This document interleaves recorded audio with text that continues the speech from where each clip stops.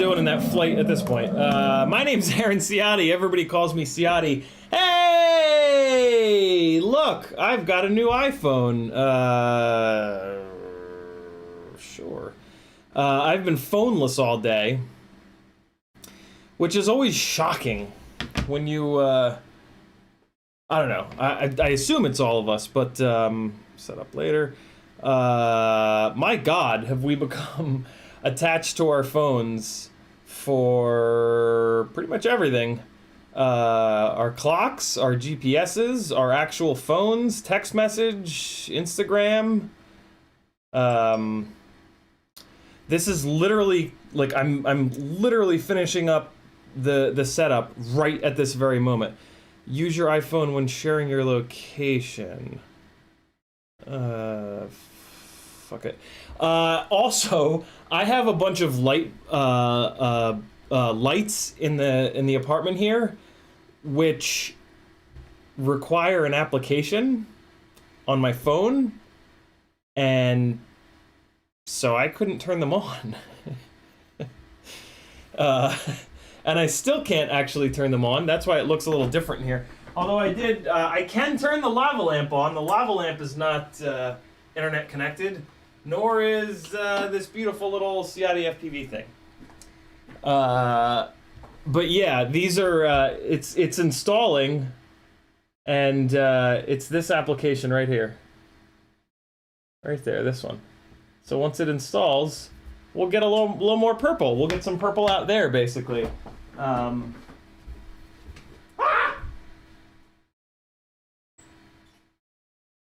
But for now, just darkness, like my soul. Yeah, the replacement. Hey, if you ever break your iPhone screen, absolutely do not go to a random place. They will lie to you about using Apple authorized parts, and then they will use horrible parts that just make your phone worthless. So yeah, go to Apple for your repairs or another Apple authorized spot. Because otherwise you'll waste $110 or so like I did for no goddamn reason, and then you'll end up at Apple anyway. Or just get Apple Care, and you'll pay $5 a month if you have an old shitty phone like mine, and they'll fix it for like $30 at Apple with proper parts. In the chat, Jackalope FPV was first, Dan Richmond was next, Grizz FPV, Rob Oxison, Whack FPV, Doom 239, Robert Garcelone, Quad Zmoto, Quad Killa, Kevin Smith, Kevin Summer, Flush FPV, Northern Tier FPV, Rob Axelson, Frank Nicholas, Kevin Smith, Wesley Mills, Grizz again, Rob Axelson. Finish setting up iPhone. Okay. Finishing setup. Finish setting up your iPhone. No, I don't want that. No, I don't want that. Okay. Great.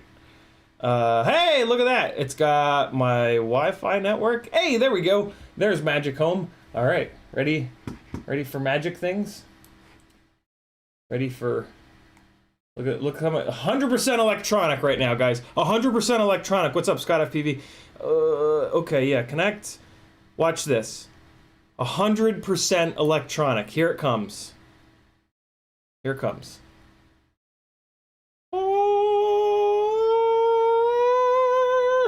Turn them off. Turn them on. Turn them off. Turn them on. Oh no, it's green. I don't want green. How about red? All red. Make it all blood red up in here. Pink? A little pink? A little yellow? What's the matter with me? So yeah, there we go. And I got a couple more light bulbs in the ceiling fan here, which I guess is what's putting that purple there. Look, ready? I can't really see the screen all that well. Is there any difference? On, off, on, off, on. I think it's also kicking some purple over here. I can't really see the thing, the place. But yeah. Here, now I'll be able to see it. Hold on. I meant to do this earlier. Yeah, it's doing a little something. Not as much as I thought, but every little bit helps. Not nearly as much as I thought. Maybe I'll take the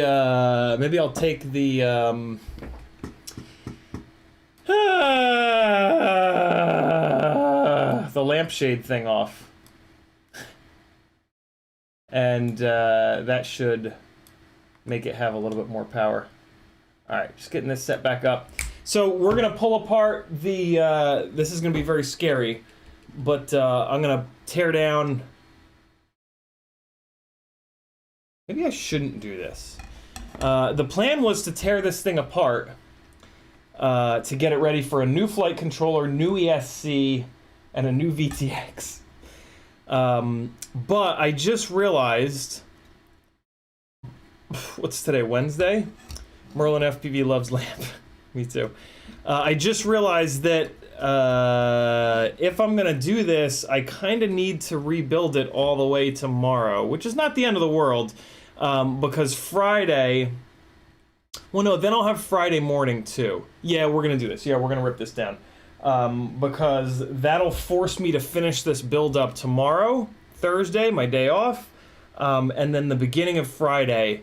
At 4 o'clock on Friday, Maggie and I are leaving with my dad's Cobra, headed up north to head to Virginia, where my parents, that's the first stop for my parents with their RV, and they're towing an empty car trailer.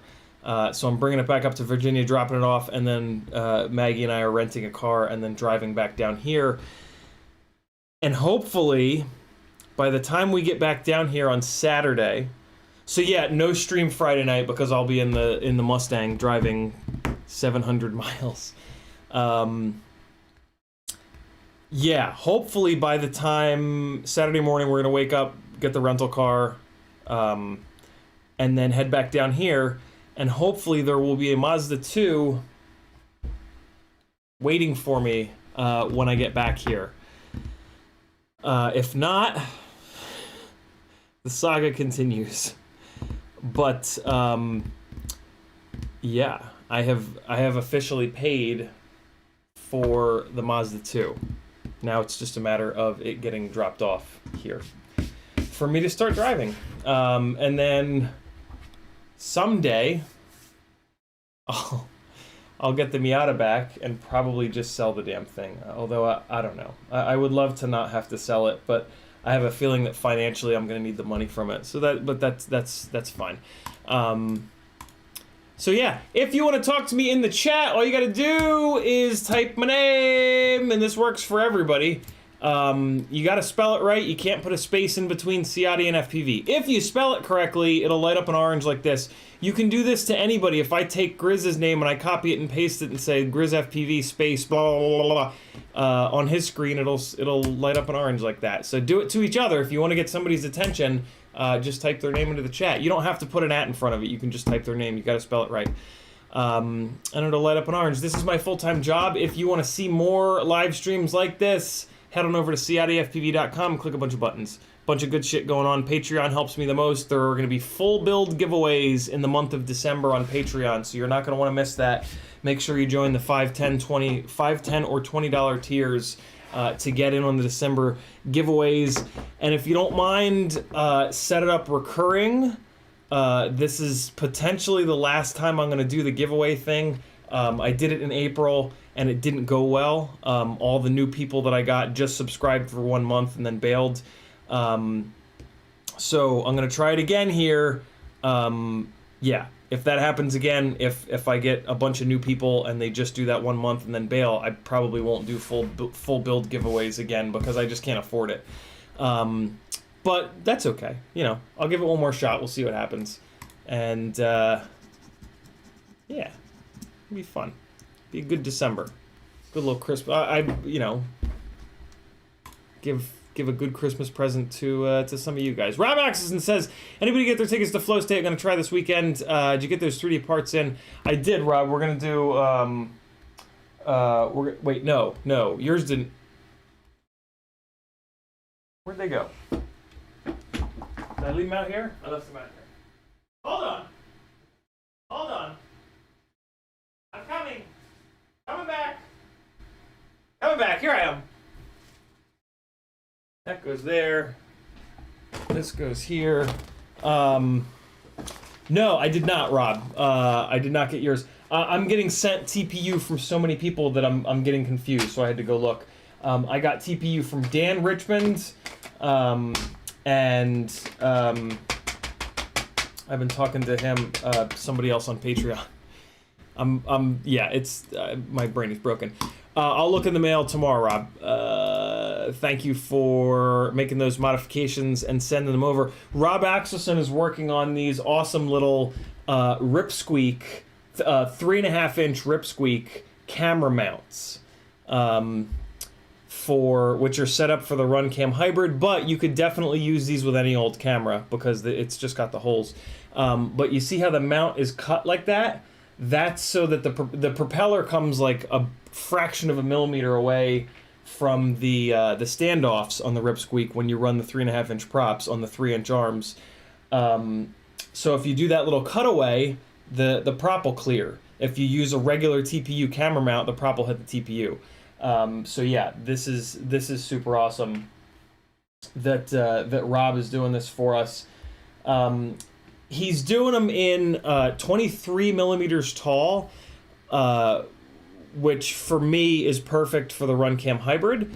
If any of you guys want to do that, maybe you can sweet talk Rob in the chat, Rob Axelson, into doing these shorter, because I know not many people, if you're not doing a RunCam Hybrid, it kind of doesn't make any sense to run a 23 plus millimeter standoff on the Ripsqueak.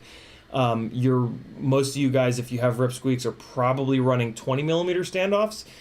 So if you sweet talk Rob, maybe he'll make a version of this in 20 millimeter for you. But you know, I'm a selfish bastard, so I only asked him for. He originally did it in 25, and then it looked like there was a little bit of extra room. So I said, hey, can you shrink it down to 23? So if you're running 23 mil standoffs, which you can get from Pyrodrone, you're good to go. But otherwise, Doom39 says, "What's up?" Quadzimoted says, "Howdy, partner." Grizz says, "Is that CiottiFPV? Is that gangly guy?" Wesley Mills says, "What's up?" Grizz FPV also says, "On the Acon F4, are there any of the TX RX pads crossed on the board that you know of?" What do you mean crossed? Crossed?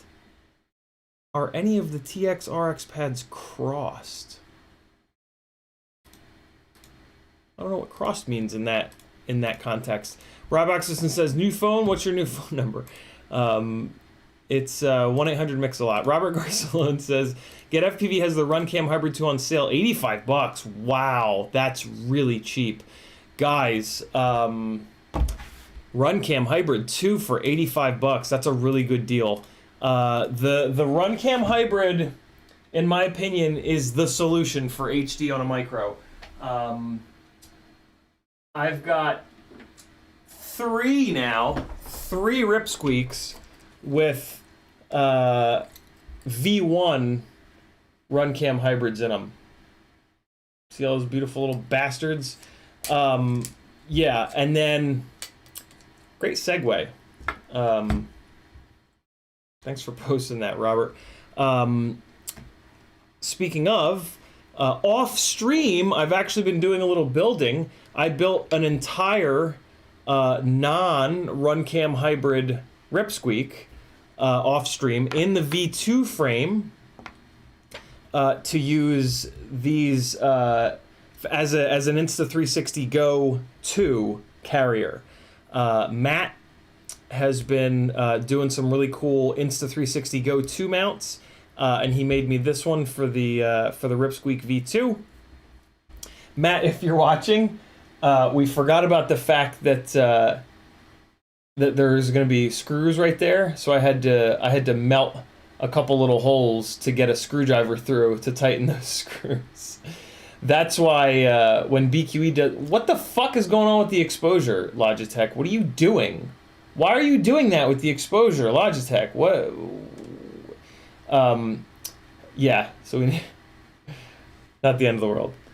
Wow, Logitech, burn in hell. Look at what it.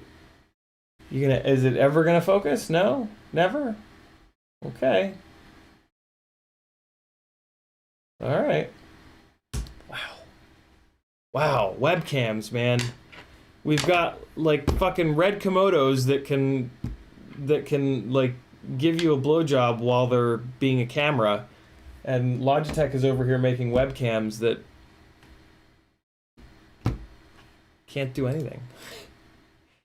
Rob Oxenden says, day off? What's that? I forced myself to take the majority of Tuesdays and Thursdays off. Because burnout is real. And especially for me, burnout is something that I really, really, really struggle with. And it's been working really well. Like, having Tuesdays and Thursdays off has worked really well for me this year so far. Tuesdays, I was doing 2 different yoga classes in the afternoon and just kind of like sleeping late and just getting caught up on YouTube and just kind of fucking around. And then Thursdays, I've been hanging out with Patrick. Nowadays, I try to get up to see Maggie on both Tuesday or Thursday, or she comes down here to hang out with me, which has been just amazing. But yeah, that's been working pretty well. It's kind of awkward to have like Tuesdays and Thursdays be my days off and then to work Saturday and Sunday. It's kind of weird. But I don't work every Sunday. A lot of times I'll hang out with, lately I've been hanging out with Maggie on Saturdays, which has been great. Sunday, of course, we have the stream. Yeah, it's weird having Tuesday and Thursday be your days off, but I mean, hey, I have the world's weirdest career, so why shouldn't the days that I take off be weird as well? You know what I'm saying? Rob Axelson says, if anybody wants them, just ask. Very cool. GrizzFPV says, swapped. Let me scroll back up, Grizz, and reread that comment. Swap. Are any of the TX RX pads swapped on the board? No. No. And I've built a bunch of the F4 Acons. Wait, no, I haven't. No, I was thinking of F4 Talons. Yeah, I don't have any personal experience with F4 Acons. But I've not heard of any of those pads being swapped. That would be annoying. WAMFPV says, can you share the STL for that mount? That's a question for Rob Axelson, WAMFPV. He's working on it. So Rob and Wam, you guys talk in the chat there. Type each other's names and it'll light up an orange. Like this. Whee!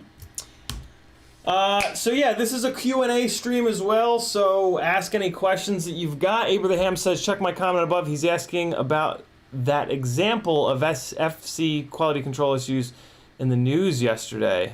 Abraham says, GrizzFPV, because if that's your concern, switching the RxTX labeling on UARTs is not like a common issue or anything to worry about. Check my comment above. I'm a little confused. Wait. There's another comment by Abraham. Are you referencing the Diatone or Beta FPV or whatever flight controller issue JB or Blunty were mentioning in the news yesterday? I didn't have a chance to watch the news yesterday. What are you guys talking about? What's the Beta FPV and Diatone flight controller issue? It sounds like they've mislabeled RX and TX pads, but just confirm that for me. What's up, Finn? AKA is just here for the EP and increase. Came to the right place. Hey, Rob Axelson is talking to WAM. Although, Rob, you spelled it ROM DPV. Dual penetration video. Heyo. Yeah, guys, look at this. Look at your boy building a rig off stream. It's got the Toka 1505s. So here's the philosophy of this build, right? No run cam hybrid, because this is going to be a dedicated Insta360 Go 2 carrier. The Insta360 Go 2 is 26 grams. The run cam hybrid is like 13 or 14 grams.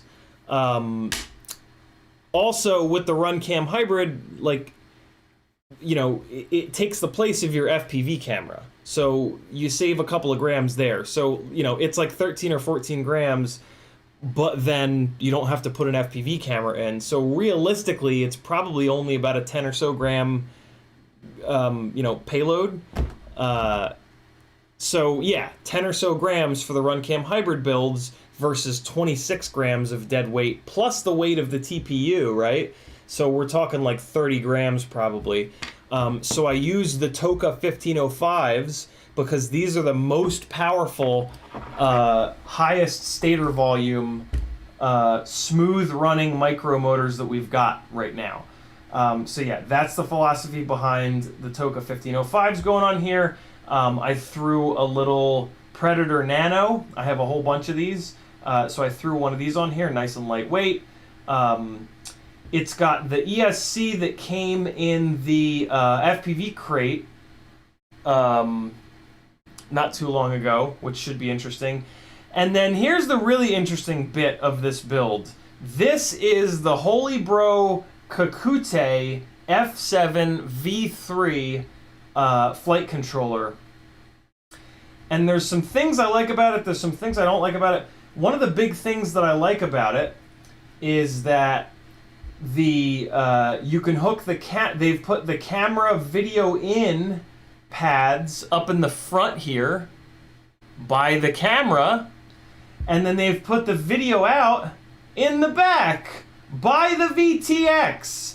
So you don't have to have a video wire running across the length of the flight controller or the ESC, which is really, the ESC is where all the dirty, disgusting noise is going on. So I really like that about, this is very rare. It is very rare. On most boards, they put the video in and the video out right next to each other, which is the stupidest fucking thing because you never have your camera and your VTX on the same side of the flight controller. So this, I really like this about this flight controller. The thing that I don't, the two big things that I don't like about it is that all of the pads are on the outside and they're kind of small. It's nice that they're through holes. I do like that, but they are kind of small. So it's not, I don't really think it's going to be a great flight controller for the people that are sort of new and haven't soldered a lot. For us folks that have soldered a lot over the years, it's a breeze. Here's the other thing that I don't like about it, and this is a much bigger deal. And I don't really know the solution to this. Come on, Logitech, you fucking dolt.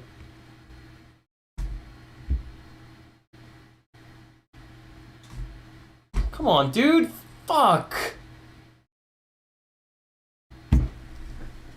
Well, hey, there it goes. Okay. Here's the thing that I really don't like about it. When you look at it, so it doesn't come with a wiring diagram. So then you go, oh, okay, I'll look it up on the internet. You look it up on the internet, you find it, Kakute F7 Mini V3, right? And you're like, oh, great. And this is what you got. So this, I mean, just in general, this is a pretty shitty wiring pinout, but okay, it's fine. You can look at the tiny little text here, and okay, T2, R4, T4, 5 volt ground, right? Like, okay, you can figure that out. And then you've got this here, you know, in case there's any question about what those, you know, like VO is kind of out, obviously video output, but like, you know, it's just good to double check that. Here's the problem though. So you've got down here, this is the plug. So on this plug, on this connector, it tells you what each pin is. Battery plus, ground, T1, R1, another ground, and I guess R6, right? So this is the pad for, I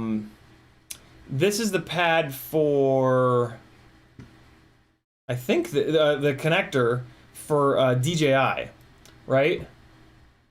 This is the one for the ESC, and look what they don't fucking tell you. Now, like, I just took a guess. I took a guess that this is battery plus, which, you know, we've got here, and then I took a guess that this is ground. I have no idea what this one is or what this one is. I have a feeling that this is motor 1, motor 2, motor 3, and then it makes sense that this last one is motor 4. But I don't know. Maybe it isn't. Maybe that's not what it is. I'm pretty sure that the battery plus and minus are correct because it's powering the flight controller.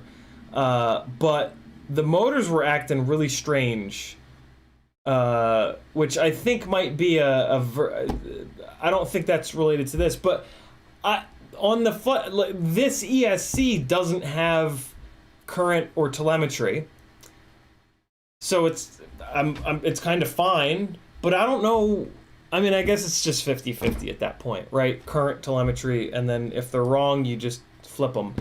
But you know what I'm saying? Like that's a huge fucking oversight.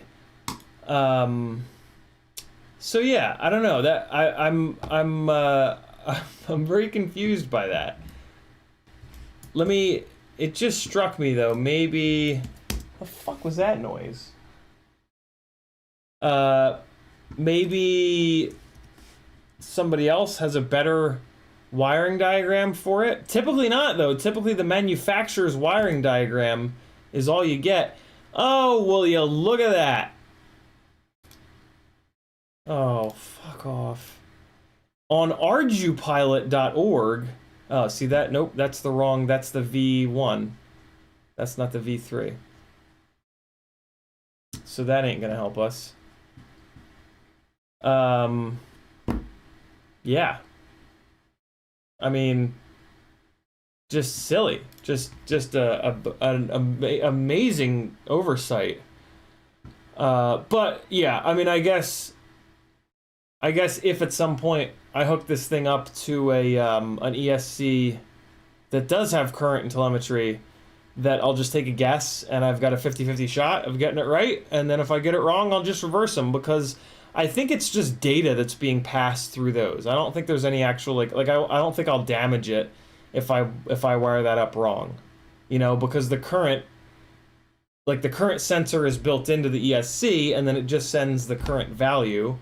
So that's probably just ones and zeros, and then telemetry is obviously just data. You know what I mean? So yeah. Other than that, though, other than this weird little issue, this might actually be my favorite new flight controller. Because, yeah, MPU 6000, it's a good price. The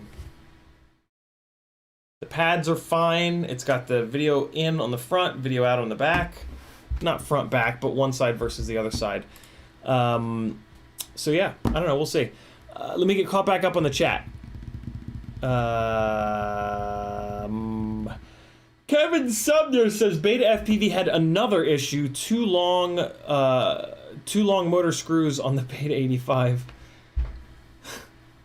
Wow. Talked about some other QC issues that have happened, including swapped RX and TX. Wow. Beta FPV, come on, man. Come on! God damn it! This is why... We all know not to buy Beta FPV anyway. And this is why. This is a perfect example of why. Abraham says there was some random cheap flight controller that said was an example of shitty quality control. It apparently had pads mislabeled, so Grizz was asking if the flight controller you're talking about had the issue. Got it. Ricardo Ferreira... I actually have not experienced... much more than, well, I don't think more than once have I seen a silk screening issue like that. Realistically, that's just a silk screening issue, right? But I mean, it's a big ass issue. Ricardo says, hey Ciotti, can I drill some holes in a 5-inch frame, or will I weaken it? Thanks. Whenever you move material, you're gonna weaken. If you're drilling holes in a spot that's already really strong, probably get away with it. Frame, so like I would be very wary about doing that on a properly designed frame, like the Apex or like the Glide, or like any of Ryan Harrell's frames, QAVS.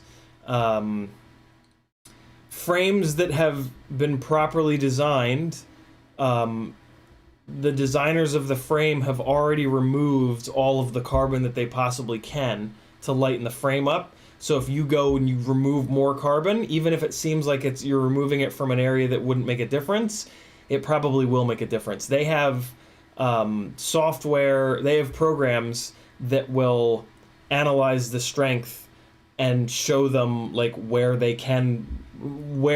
material's being stressed. So then wherever it's not being stressed, they can go in and remove material.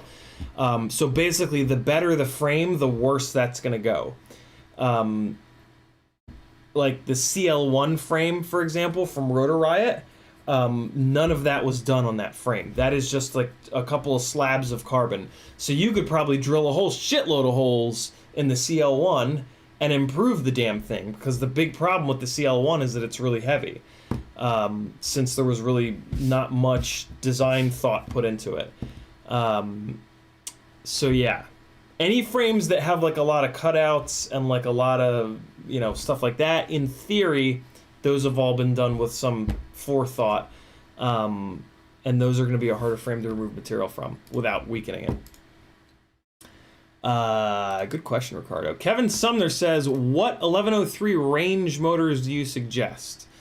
I need way more info to go off of, Kevin. I need to know what kind of a rig it's going to be. Over on CiottiFPV.com, there's a link to Fiverr. Over on Fiverr, one of the 3 main things that I offer, I do flight instruction, flight coaching to help you fly better. I do tuning sessions to teach you how to tune and tune your rigs for you. And I do build planning. What I'm about to dive into here is the majority of the questions that I ask people for the first like 10-15 minutes of the build planning sessions that I do through Fiverr. Where do you fly? Who are your favorite pilots, so that I know like what kind of flight style you're looking for? What size propeller? What rig?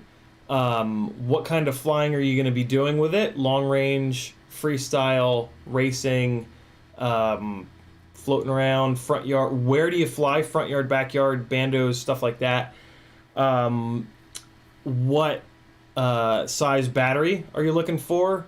And I have a spreadsheet with or a Word doc rather with all the questions. Those are the only questions I can think of off the top of my head. But bare minimum, that's what I need to know to answer that question for you, Kevin. Doom239 says, is the Caddx Polar HD camera worth it, or should I get the DJI version? I have no idea, Doom. I fly analog. I don't know anything about the HD systems, unfortunately. They're just too expensive for me, to be quite honest. And they're not like the end-all be-all yet. You know, there are still pro pilots that fly analog. There are still benefits to analog. So, you know, between the fact that I can't afford it and the fact that it's not God's gift quite yet, yeah, I don't know anything about it or have it.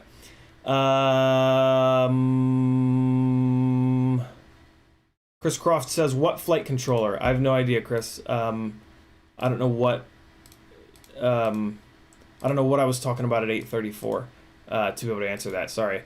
Rob Axelson says, check out Chris Croft, if you want to tag me again and type a little bit more, I can hopefully help you out. Rob Axelson says, check out the ESC pinout that goes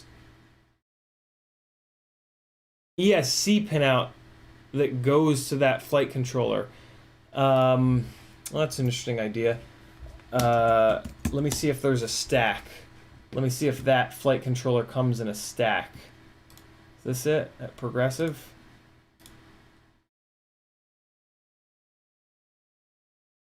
Yeah, that's the flight controller.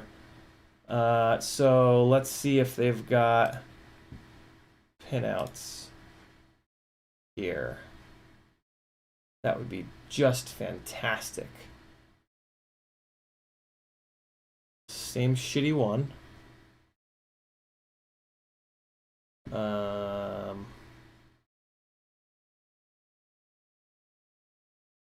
on.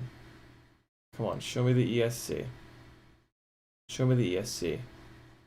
You fucking motherfuckers. They're not going to show me the ESC, are they? Alright, let me see if I can get the name of the ESC. Well, you know, this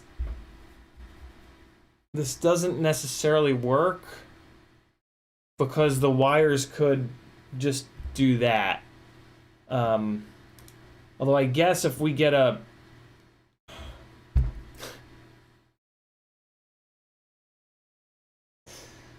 What I was about to say is, but I guess if we get a picture of the stack, we can just trace the color of the wires.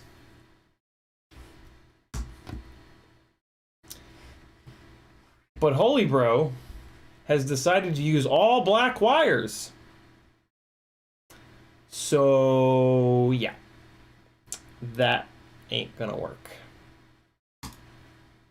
Manual on page 4, Chris Croft says. Holy shit, I scrolled right past it. Page 4, here we come. Good catch, Chris. Page 4. This is page 4. Where is it at? This is that same diagram that we were looking at 10 minutes ago that doesn't do us any good. Maybe Chris came into the chat late. So, yeah. This is a big fat fail. Down farther. Oh, for fuck's sake.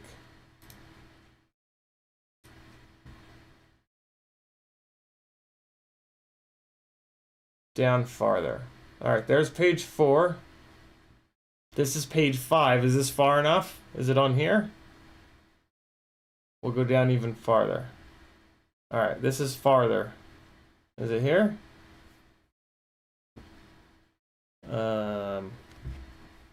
Let me go farther. Is it here? This is farther. Here, I'll go even farther. Page 9! There we go! Page 9. Hey! Holy shit on a shingle. Good catch, friends. So... Oh, fuck. I have ground on R4. Why the hell would they do that? Oh man, I hope I didn't blow it up. Fuck. Are you kidding me? What the fuck would they do that for?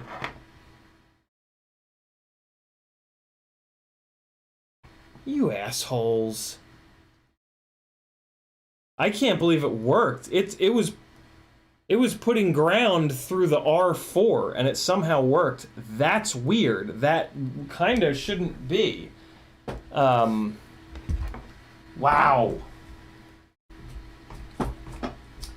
Okay. So I'm gonna try to sneak this out of here, which is gonna be a real son of a bitch.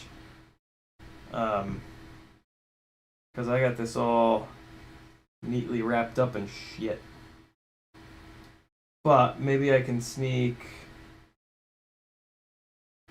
this little latch guy opened, and then maybe I can just sneak the ground wire out. Come on, come on, come on, buddy. Come on out. You know you want to come out of there. Come on. Oh, this is brutal. Ugh, gross. This is hard to do, like, when it's not installed like this. When it's installed like this, this is a nightmare. Come on, you fucking dick.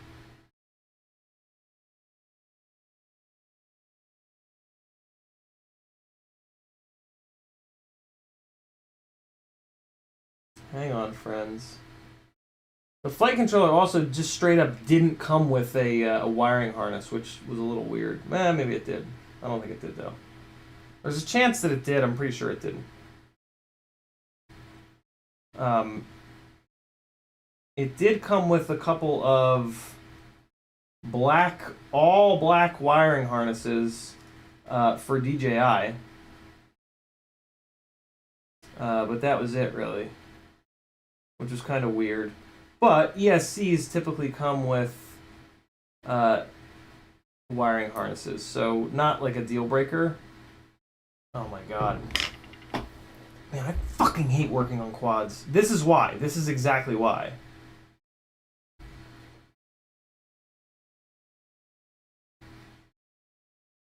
Like, all the work I did on this rig yesterday and today was, like, not bad. Everything went kind of normal. I didn't have to do this.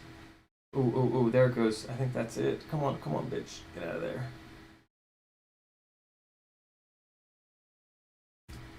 Ah, yeah! Okay. So now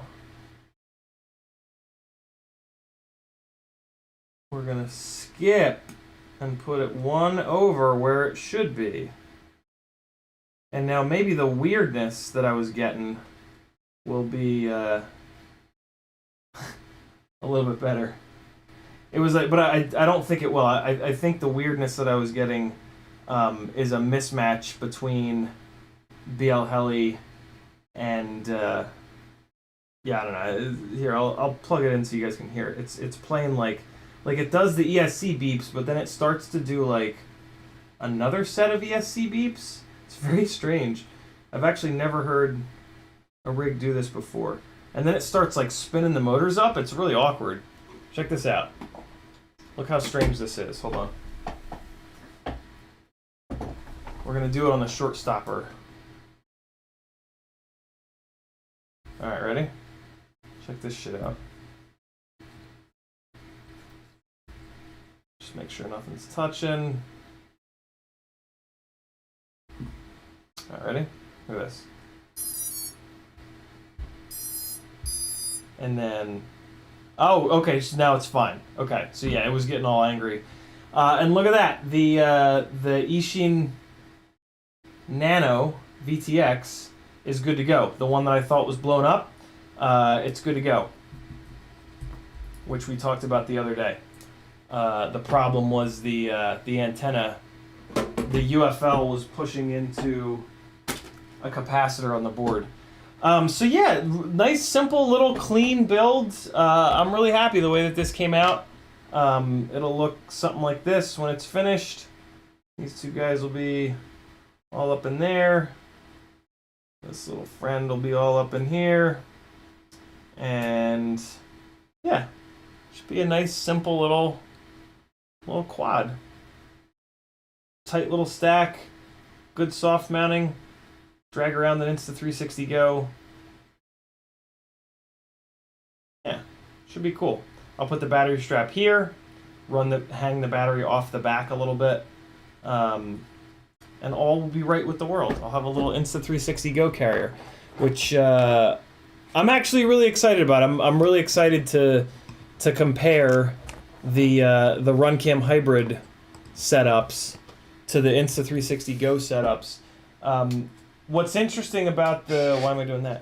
What's interesting about the Insta360 Go setup is it's a much more expensive camera, but it's a camera that Best Buy sells. So you can get the Geek Squad protection on the Insta360 Go 2 and just batter the living shit out of it.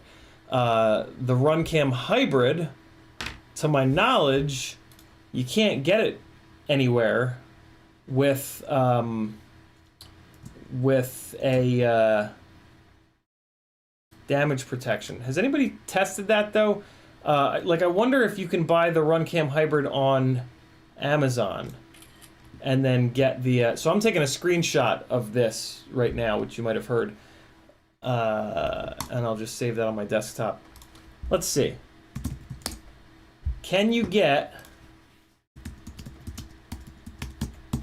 a RunCam hybrid on Amazon with a Shurion damage protection? No! Alright, so this is a Shurion. The question is if it covers physical damage. No additional cost. You pay $0 for repairs, parts, labor, and shipping. Power surge is covered from day one. Malfunctions covered after the manufacturer's warranty. Well, you know what though? The RunCam Hybrid is not going to suffer physical damage because it's on board, because it's inside of carbon and it's protected. Although I guess you could bang the lens up. So it doesn't specifically say in this physical damage protection. What was the thing that I bought with physical damage protection? Was it the Session?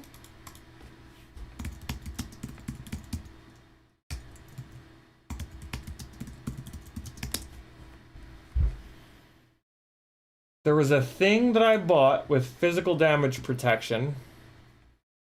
All right, so this, it might have been the Hero 5 way back in the day. So here, 2-year camera protection plan. Let's look at the wording. Well, see, there's more up in here. Plans, drops, spills, and cracked screens. Yeah, see, it specifically calls out drops, spills, and cracked screens. The other one is not specifically calling that out. So I have a feeling that the other one won't cover physical damage protection on the hybrid, just because that's not included in the wording. But typically the RunCam hybrids don't die from physical damage, right? So like the only physical damage you're gonna get is on the lens, because that's the only thing that's hanging out, and so you can't ask them to fix the lens. If the board dies, it's not gonna be physical, well, unless they... Interesting. Yeah, I don't know. If one of you guys ever buys a RunCam hybrid, if one of you guys after the sale, or if you just want to do it now, but yeah, if one of you guys is in the market for a RunCam hybrid, I would suggest getting it from Amazon and try the protection plan, and then yeah, maybe they'll help you, maybe not. But they're $99.99 everywhere, so you might as well. Other than right now, because CiottiFPV has the damn things on sale right now for $85. Although if that $8 protection plan works, it's actually worth spending more money in order, because you're not going to get that protection plan from CiottiFPV. So yeah, interesting. Well, none of my RunCam hybrids have a protection plan on them. So for me, it's an interesting, you know, it's interesting because the RunCam hybrid costs a quarter of what the Insta360 Go 2 does. So that's like 4 protection plan, you know what I mean, exchanges. And that's a lot. Like, you probably won't ever get to 4. But I don't know. If you guys have any other questions about that, hit me. I'm going to move on.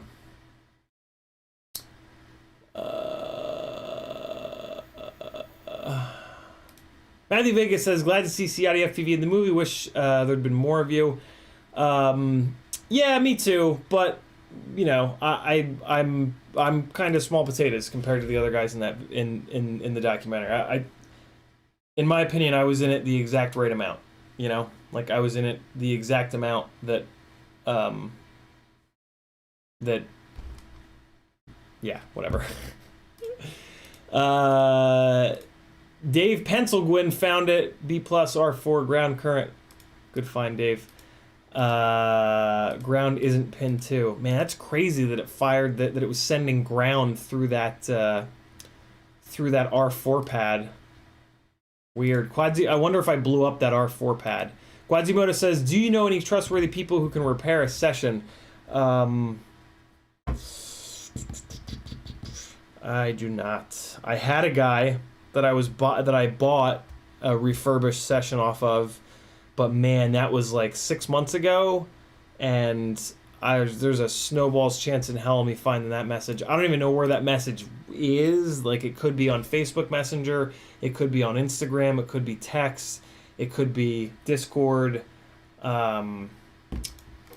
Anybody in the chat know anybody that's fixing GoPros? Quasimodo dropping the pin out. Thank you, brother. Layman Board is here. He says, yo, what's up? Chris Croft says it's in the manual on page 4. Michael Blade says, what's good? Dave says, yo, I already said earlier. Abraham says, you see the Evan Turner 1 multi-GP using HDO Sharkbite? I did. That's pretty gnarly. Seems like it has a nice little home in racing, which is great. But I think that's mainly because of the fact that they put the DJI people like all out on their own. I don't think that you can run DJI. I don't know, whatever. I'm not going to talk about racing. I don't know anything about racing. I'm just going to give bad info. Kevin Sumner says, 1103 question. I think I'm going to get a Fiverr session with you. This is for the same weird build, toothpick frame and guards I was asking about Monday. That'd be great, Kevin. Yeah, I love the build planning stuff on Fiverr because it's like the most bang for the buck that I can give anybody, right? Because for $40 for a half an hour or $80 for an hour, I'm gonna dump knowledge on you that's cost me probably about 10,000, like maybe not 10 grand, but like thousands and thousands of dollars of blown up shit is over here on this shelf. And I can distill that knowledge down and give it to you, and that'll probably save you hundreds of dollars and like hours and hours and hours of installing bad bullshit that blows up and then has to come back out and then go back in and shit like that. I really, really, really love doing that build planning Fiverr gig because that's, to me, that is the worst part of the hobby. Wasting your money on gear that blows up, wasting your time on that same gear that blows up, getting frustrated when it happens over and over and over again, and thinking about quitting the hobby. The 3 or 4 times that I've gone to bed and said, fuck this, it's not worth it, I quit the hobby, every single one of those times, if I'd had access 5 years ago to somebody to do this build planning, that would have been it. It would have been good to go. I would have never had any of those problems again. So, yeah, I would love to do that with you, Kevin. But if you want to give me some of those answers, I'll certainly talk about it here on the chat. Quasimodo says, page 9. Riot 9 says, spent 23 Australian dollars on that flow state. Still won't work. I think that is a success. Did you know the live stream failed? Yeah, I was on last night. They're gonna get it working for you right now. I mean, they'll make it right, or they'll refund you. You know, they're not gonna take your money like that. You know, nobody really does that for the most part. People don't, like, companies don't steal your money anymore because you can shit all over them in comments and reviews, and you can wreck their whole shit. So like, yeah, people will still rip you off, but companies for the most part won't rip you off anymore. In my experience, just because of the power of social media and the internet, right? But yeah, they'll do whatever it takes. I know Joshua put out a video today. James Christensen, SOG Productions over on Instagram, he put up some stuff today. They're doing whatever they have to do to make it right. So you just got to be a little bit patient. We did this. Like the website that it was being shown on has never had a documentary like this that's had so much interest in it, and we just destroyed their website. Like, we just bombed their fucking website because there's so many of us. This is a really good problem to have. This is the shit that, like, like the fact that we crashed their website is some shit that's going to get talked about. And if that's the kind of thing that gets back to Netflix and Hulu, they're going to go, oh shit, we need this. And that's a really good thing. So I know that you guys might be frustrated, but you just got to be patient. Like, nobody's gonna rip you off. If Joshua, I can all but guarantee you that if somehow they do rip all you guys off, that Joshua will just send you fucking refunds, because that's the kind of guy that Joshua is. Like, just straight up out of his pocket, he will just send you guys all refunds. It won't come down to that, but if it does, I'm willing to bet that he will do that. Like, I can't guarantee that, obviously, but that's the kind of person that he is. So, yeah, just stick with it. You'll get to see it. I know you guys have been waiting to see it forever, and you just want to see it right now. But yeah, I mean, we got too excited and we crashed that website, which is, yeah, like I said, it's a really good thing for FPV. So take it for that, for what it is. Be as patient as you possibly can. Keep an eye on Joshua's channel, and yeah, you'll be able to see it before you know it, I promise. AKA says you need accidental protection. It's different and not offered on all things. Yeah, that's so we got to the bottom of that. Family Guyver says they usually send you a new one within 2 days, physical damage covered like a cell phone. What are we talking about, Family Guyver? The RunCam Hybrid, I think. That was actually not... So my experience with Assurion, and it was the version of Assurion that covers everything, is that they didn't send anything until they received the product. So it was a big turnaround. It's the better part of like 3 weeks, I think, all said and done. Maybe a little bit shorter than that, but it was the way that you typed it here, it almost sounds like they just send one straight out. I don't know if you meant, but that was not my experience with Assurion. Assurion was do all the shit on the website, mail it. I don't remember if I had to mail it on my dime or if they sent me a return label. I feel like I had to pay for the shipping. So I mail it to them. That takes whatever, a couple days, and then they have to process it when they get it, which took another few days, and then they sent the new one, and then a couple more days for it to get to me. So maybe it wasn't 3 weeks, maybe it was just 2 weeks. It was probably 3 weeks because I took forever to mail the damn thing out. But yeah. William Loesch says, I want to get another Whoop to fly for the winter season, brushless. Which ready to fly bind and fly Whoop do you recommend today? The Mobula 6 with the 25,000 kV motors is the best. Like, just get it, fly it, smash it. The Newbie Drone V3 Acro B is the best, like, if you're willing to tinker with it, because you're going to need to buy 0802 25,000 kV motors from either Happy Model or tinywhoop.com, and then you're going to need to direct solder those to the Newbie Drone board. That's going to be a better rig, all said and done, but man, is it a bitch to solder up the Tiny Whoop motors. So realistically, Mobula 6 with the 25,000 kV motors and you're done. And it's so cheap. It's like $80 for a Mobula 6. It's ridiculous. Rob Axelson says, if you're not crashing, you're not flying. Yeah.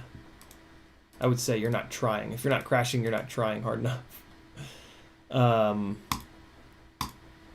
Cool. Caught up on chat. Let's start tearing apart this Cinesplore.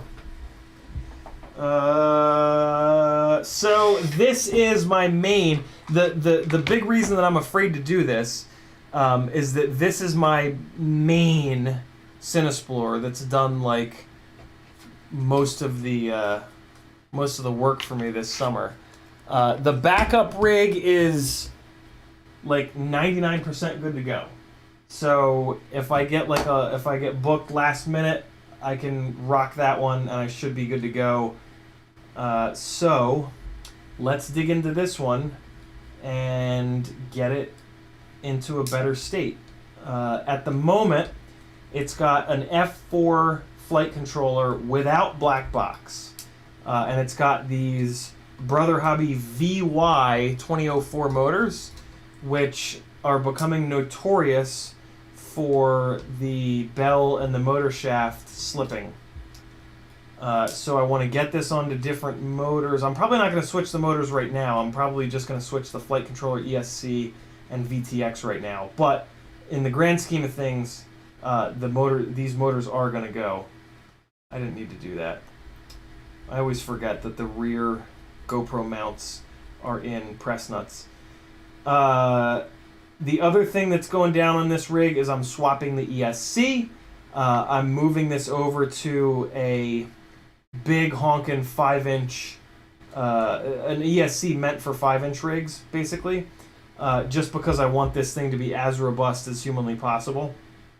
This has been on a tiny little cheapo micro ESC. I think it's a Speedix GS25, which is totally fine, but you know, this thing is getting a lot of abuse, a lot of use, so I would rather it be on a completely bulletproof ESC. So I was actually able to snag a 25 amp Acon AK32 20x20 ESC. I think this 25 amp is the one that people were blowing up on 5-inch rigs way back when. Which is not surprising because 25 amp is not quite enough for a 5-inch freestyle rig, but it'll be absolutely fun. I mean, that's what the current ESC in here is, a 25 amp. So this will actually be a big ass upgrade. And then the last thing I'm doing is swapping the VTX over. I've got this Rush tank in here, which I want to use for a. I want to use this for a race build that I'm going to be doing soon. And I had this TBS Unify floating around, which has more output power. And so yeah, I'm going to use this. This will go up to like 800 milliwatts, which will be nice. It'll also be nice to have a full-size VTX in here, just, again, for like maximum power and maximum, you know, whatever, donkey. Guards need to come off to do any of this stuff. Kevin Smith says, have you made in the 250 with the AAO, or do we not talk about it? I did. It flies horrible. It's a complete train wreck, and it makes me want to scream and cry. 661 FPV says, the 250 has gone from the best flying micro I've ever built to one of the worst because of the AIO. And that was going from a pretty standard, simple 20x20 stack that's like 3 years old to an AIO that's about a year old that was brand new. 661 FPV, so, you know, yet another example of AIOs being the worst thing to ever happen to FPV. 661 FPV says, I know Beta FPV is junk, but have you seen the new Beta FPV Meteor 65 Pro with 35mm props? 35mm, not 31. I haven't even seen that. But I don't know. Quad Killer says, what are those ducks? These are the Stan FPV ducks. They're really, really nice. They're molded by HQ. So they're that really strong HQ plastic. They're not low-profile ducts, but they're also not as tall as the Cloud ducks. They're somewhere in the middle, and I think it's a really good mix of it's able to go nice and slow, but then you can put the nose down, and you can cruise a lot faster than you can on the Cloud ducts. So I really dig them. Rob Axelson says I was gifted a Modulus 6 on an open prop frame, and it's awesome. That's really cool. I'm curious about those tiny whoops without the guards on them, but not curious enough to actually like do it. Mainly because like I don't really see for me there's not a location that it would make any sense to fly that in. You can't fly it inside.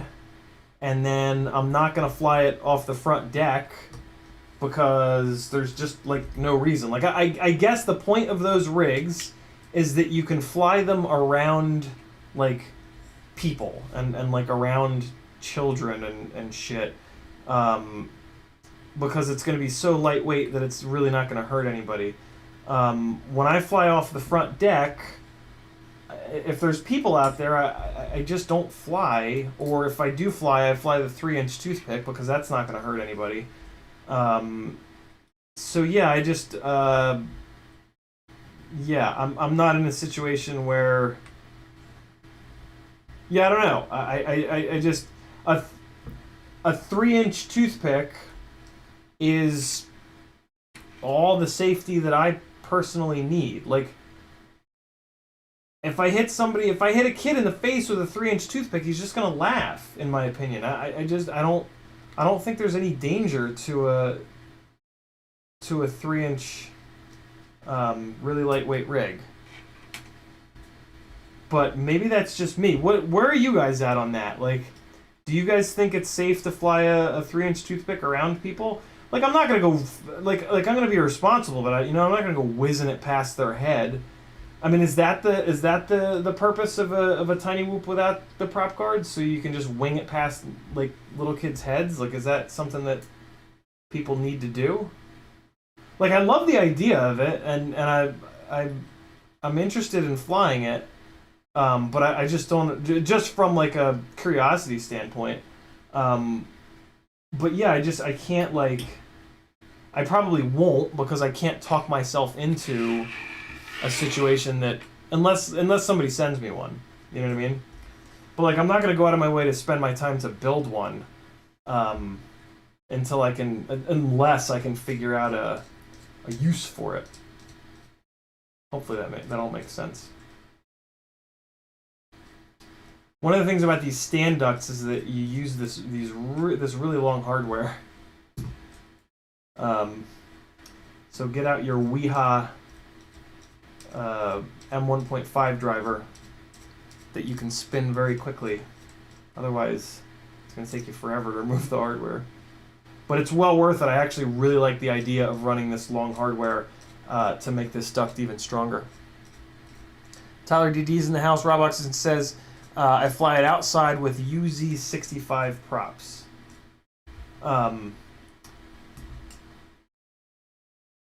So I guess my question, Rob, is like why not just fly a 3-inch toothpick? Does it do something better? Like, I'm sure it's way quieter. So I guess that's the use, right? Like, if you've been flying a 3-inch toothpick and your neighbors are complaining about noise, then I think that's a you know, I mean, you just go small. Like, if what you're flying is too loud, the solution is to go lighter weight, because lighter weight requires less thrust. Less thrust makes less noise. If there's another situation where it makes sense, though, I'm super interested. I wonder if anybody can think of another situation where going down in size from a 3-inch toothpick makes sense. That's really the question, right? Is what situations are there that we would want to go smaller and lighter than a 3-inch toothpick? I think that's the main question. It helped my build confidence. I can fly it hard and fast in my backyard. Nothing I can do with my 5-inch yet. Quite yet. Yeah, that's very true. Robuxon says it looks like a toy. I mean, a 3-inch toothpick looks like a toy, though, right? I mean, that little thing will definitely look like more of a toy, but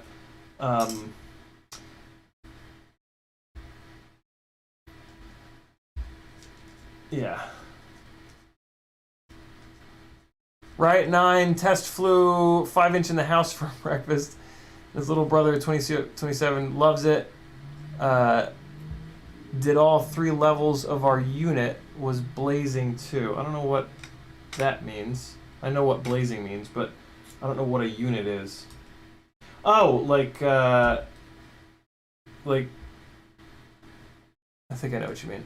Family Guyver says you can go faster without all the prop wash through smaller objects. You get more aerodynamics without the guards on a small rig. CiottiFPV, in my opinion. So Family Guyver, I'm not comparing a tiny whoop to a non-guarded tiny whoop. I'm comparing a 3-inch toothpick to basically what amounts to a 1.2-inch toothpick. In my opinion, a 3-inch toothpick is every bit of safety and quiet that you would need. I struggle to think of a scenario other than if a 3-inch toothpick is too noisy. I can't think of any other scenario where you would want to go smaller. So the reason why I'm thinking about this is because the weight of a 3-inch toothpick is already too light, in my opinion. It gets pushed around like crazy by the wind. It has no momentum for throwing it over objects. There's all these problems, so to speak, with the flight dynamics of a 3-inch toothpick.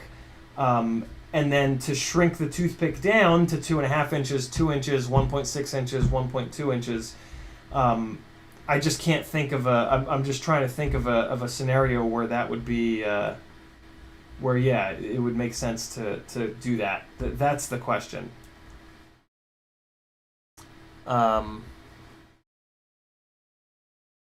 So yeah.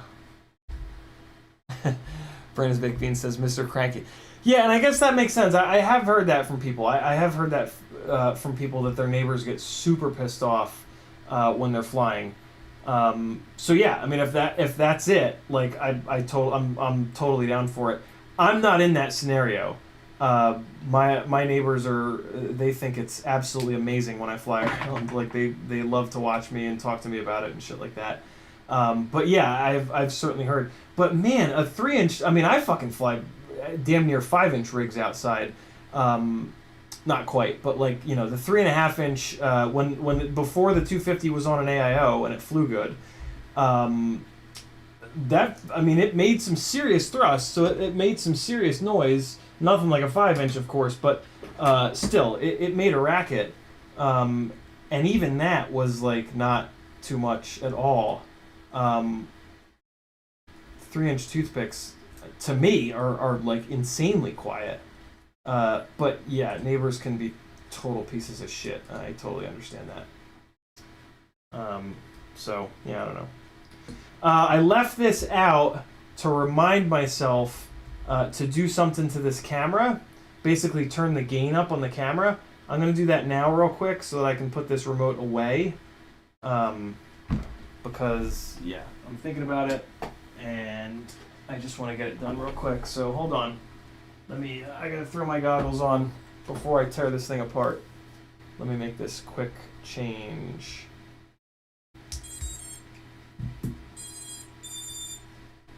So the gain, I usually turn the gain on these Micro Eagles down because during the daytime, when you do flips and rolls during the daytime, it gets a little angry and it can do that weird whiteout thing. But I'm never going to do those quick flips and rolls with a Cinewhoop. So I can turn the gain up a bunch here. So I'm going to turn it up to, and that's going to make it work better at night. So I'm going to turn the gain all the way up to 8. And yeah, that's going to help it out at nighttime. At some point, I'm going to put nighttime cameras in these Cinesplores, but they're not in stock anywhere. Nah, not anywhere. I haven't really looked for them, but of the stores that I've done orders with recently, the Starlight Fox Ear Toothlesses have not been in stock, so I've not got an extra one yet. But I will, because I want all my rigs to be on the exact same camera. I really try to unify the gear on as many rigs as possible. Rob Axelson says, since I put my Tiny Hawk Freestyle on 3S, it's definitely louder than the Mobula 6, but it is a blast.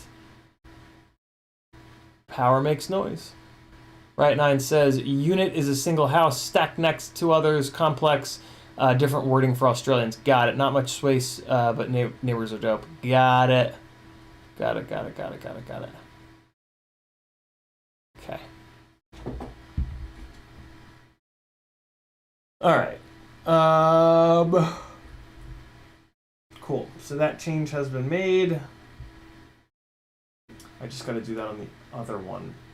Oh, fuck it. This is the main one that I use, so it's fine. All right. Let the disassembly continue. Let me actually check. You know, I haven't. I think all the setup shit is now done on the phone.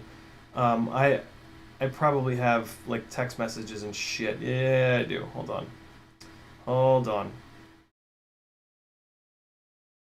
Okay, great. I'm so happy. Allow messages to share when you're using focus? What? When you're using do not disturb or another focus. What the fuck is this?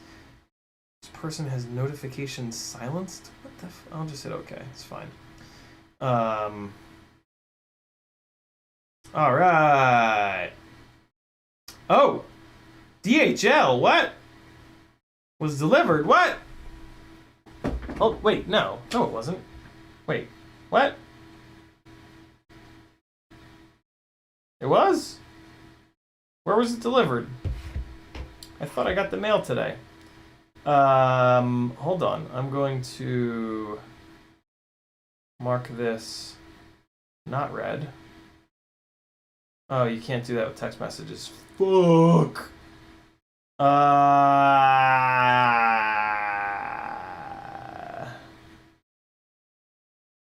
What?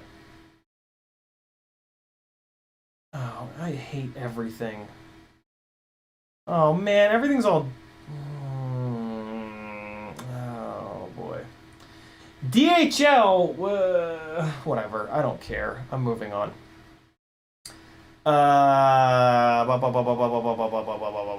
Red 1013. Does this Sage message me today? No, this is from October 13th. Why is it showing unread? Weird. I think I'm missing text messages. I think I lost some text messages. That's annoying. That's annoying. Yeah, I did. Anybody that's... Oh, wow, I lost a month of text messages. Oh. That's not gone well. Shit.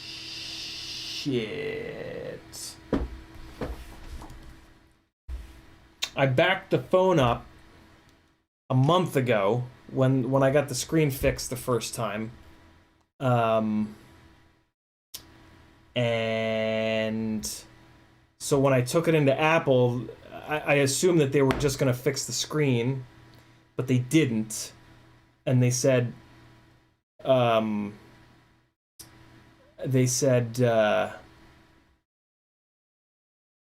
is the phone backed up? And I said, yeah. Because I thought that the only thing I would lose are pictures, but I have that linked up with iCloud. So I knew that they would come out of iCloud and I'd be fine. But in a moment of fucking genius, I told the lady at the Apple store, hey, I know you guys mail the old phone back. Can you wait? Like, can you give me a little bit of time to make sure that... Because I explained that it's been a couple weeks since I backed it up. I didn't realize it's been an entire month. And she said yes. She said she'll send it out tomorrow afternoon. So I can just come in tomorrow morning if I need to grab it and bring it back here and back it up again. So... interesting. Very interesting.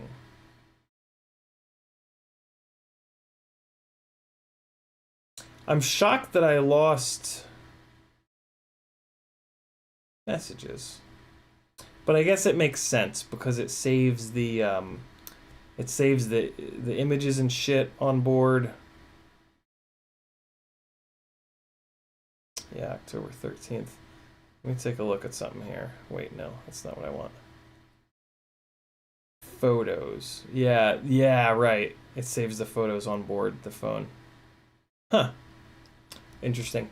Kevin Sumner says focuses in the new iOS are like different do not disturb modes. One for sleep. Oh, okay. So the shit that we had on fucking AIM 15 years ago. Got it.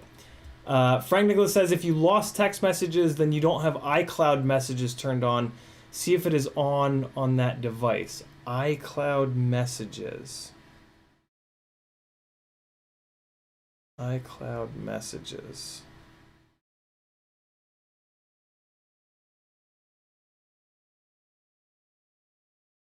iCloud messages. I don't see that anywhere.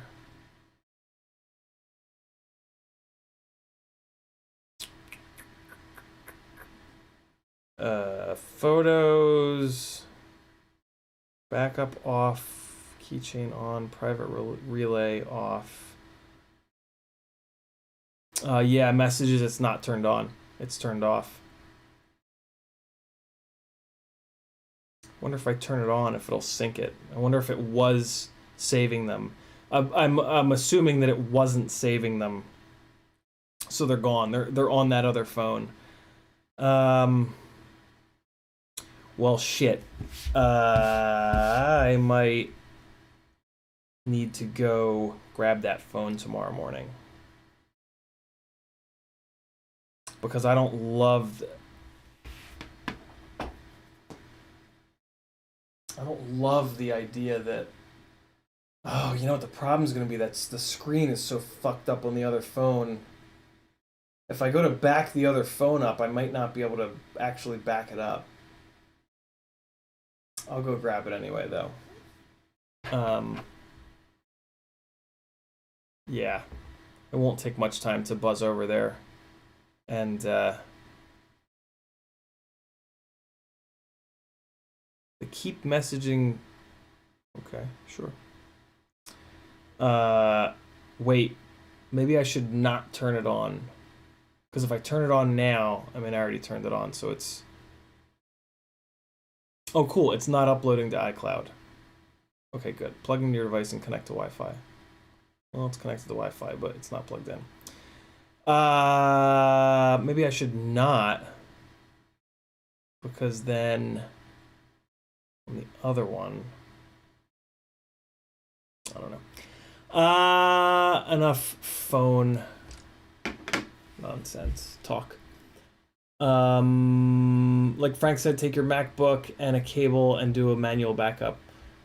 Oh yeah, I can just bring my laptop to the goddamn store. Oh yeah. Plug it in the store, hit backup, pull off the phone, and then I'll restore this one, basically. Yeah, that's what I'll do. Yeah. Good call. I'll do that tomorrow morning.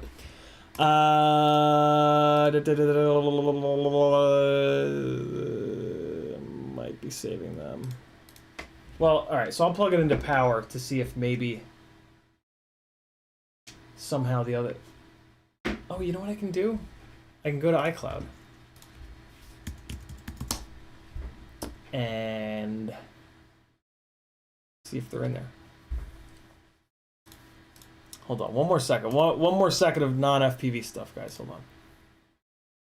Layman Board says, what camera do you recommend for a TP3? I have no idea, Layman Board. I haven't flown a toothpick in many years. I don't know anything about those cameras. Whatever... I do know the answer. Whatever Kebab says to run. That's the actual answer. Yeah, no, there's no messages in my iCloud.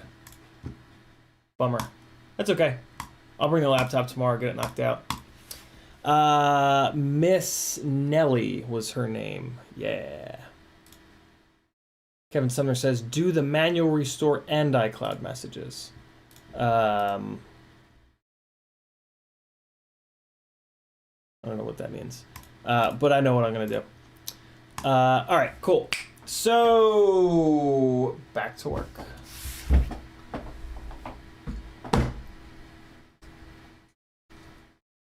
All right. Let's think about this for a second. Flight controller's coming out. ESC is coming out. VTX is coming out. So camera's staying in. I might as well throw the soldering iron on, and so I can pull these camera wires, and then like what I'm thinking about is I can just sort of leave this this stack sort of together and just put it into something else, which is kind of cool. I'm going to leave the ESC and flight controller plugged in because that'll be my little reminder to myself that that this stack can go into another rig. Otherwise, I won't remember that. Soldering iron is up to temperature. Let's go. So that's camera, video in rather.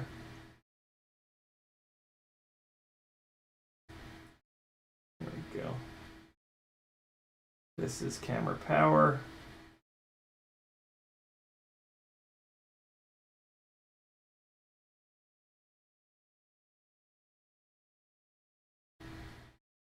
There we go. All right, so now we can pick this thing up and access the pads that are on the bottom of the board.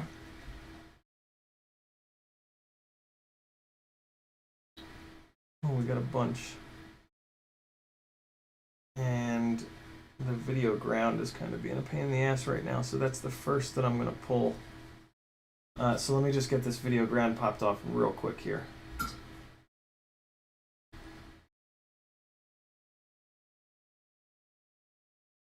There we are. All right, cool. So the camera is free. And now we can be a little strategic about what comes off and what does not. So the big thick wires are the ones that are going to the VTX. So that's going to make life easy. I can just desolder all the thick wires. And there's one. Here's another. Whoopsie. Okay, here's another. And there's one more. All right, cool. And then, well, I guess I have to desolder the rest. Yeah, I have to desolder the rest. That's right. Because nothing, just the, yeah, that's right. I have to desolder everything, come to think of it. Because this VTX is going to go into a totally different build with a different flight controller and everything. All right, there's that. And one more, it looks like here. There we go. Cool. So this is free. Let's rip the rest of this mounting hardware out. I'm actually going to pull this camera off of here because it's going to be nice to have that little bit of extra space. So let's do that real quick. All right. What am I doing? I'm using the magnetic trays now. Let's actually use them. There we go. Great! I put it here. Can you guys see it? Kinda. A little bit. This is a toolbox. I'm actually moving the entire toolbox right now.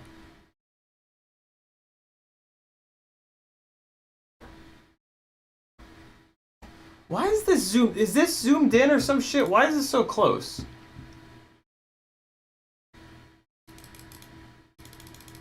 Nah, it's zoomed out. I guess I just have the camera pretty tight.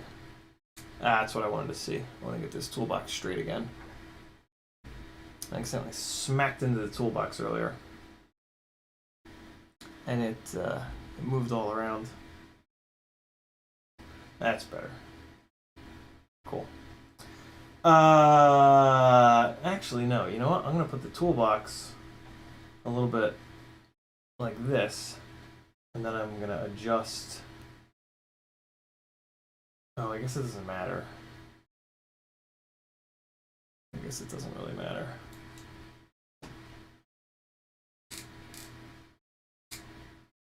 What would I rather do? Move the camera up or down? So if I leave the camera centered here, then I can scooch it down like that, but that'll make you guys dizzy. Whereas if I move the thing... Oh, that's right. What depends is the angle of the jib-jab. Okay. So, alright, I'm going to leave it here.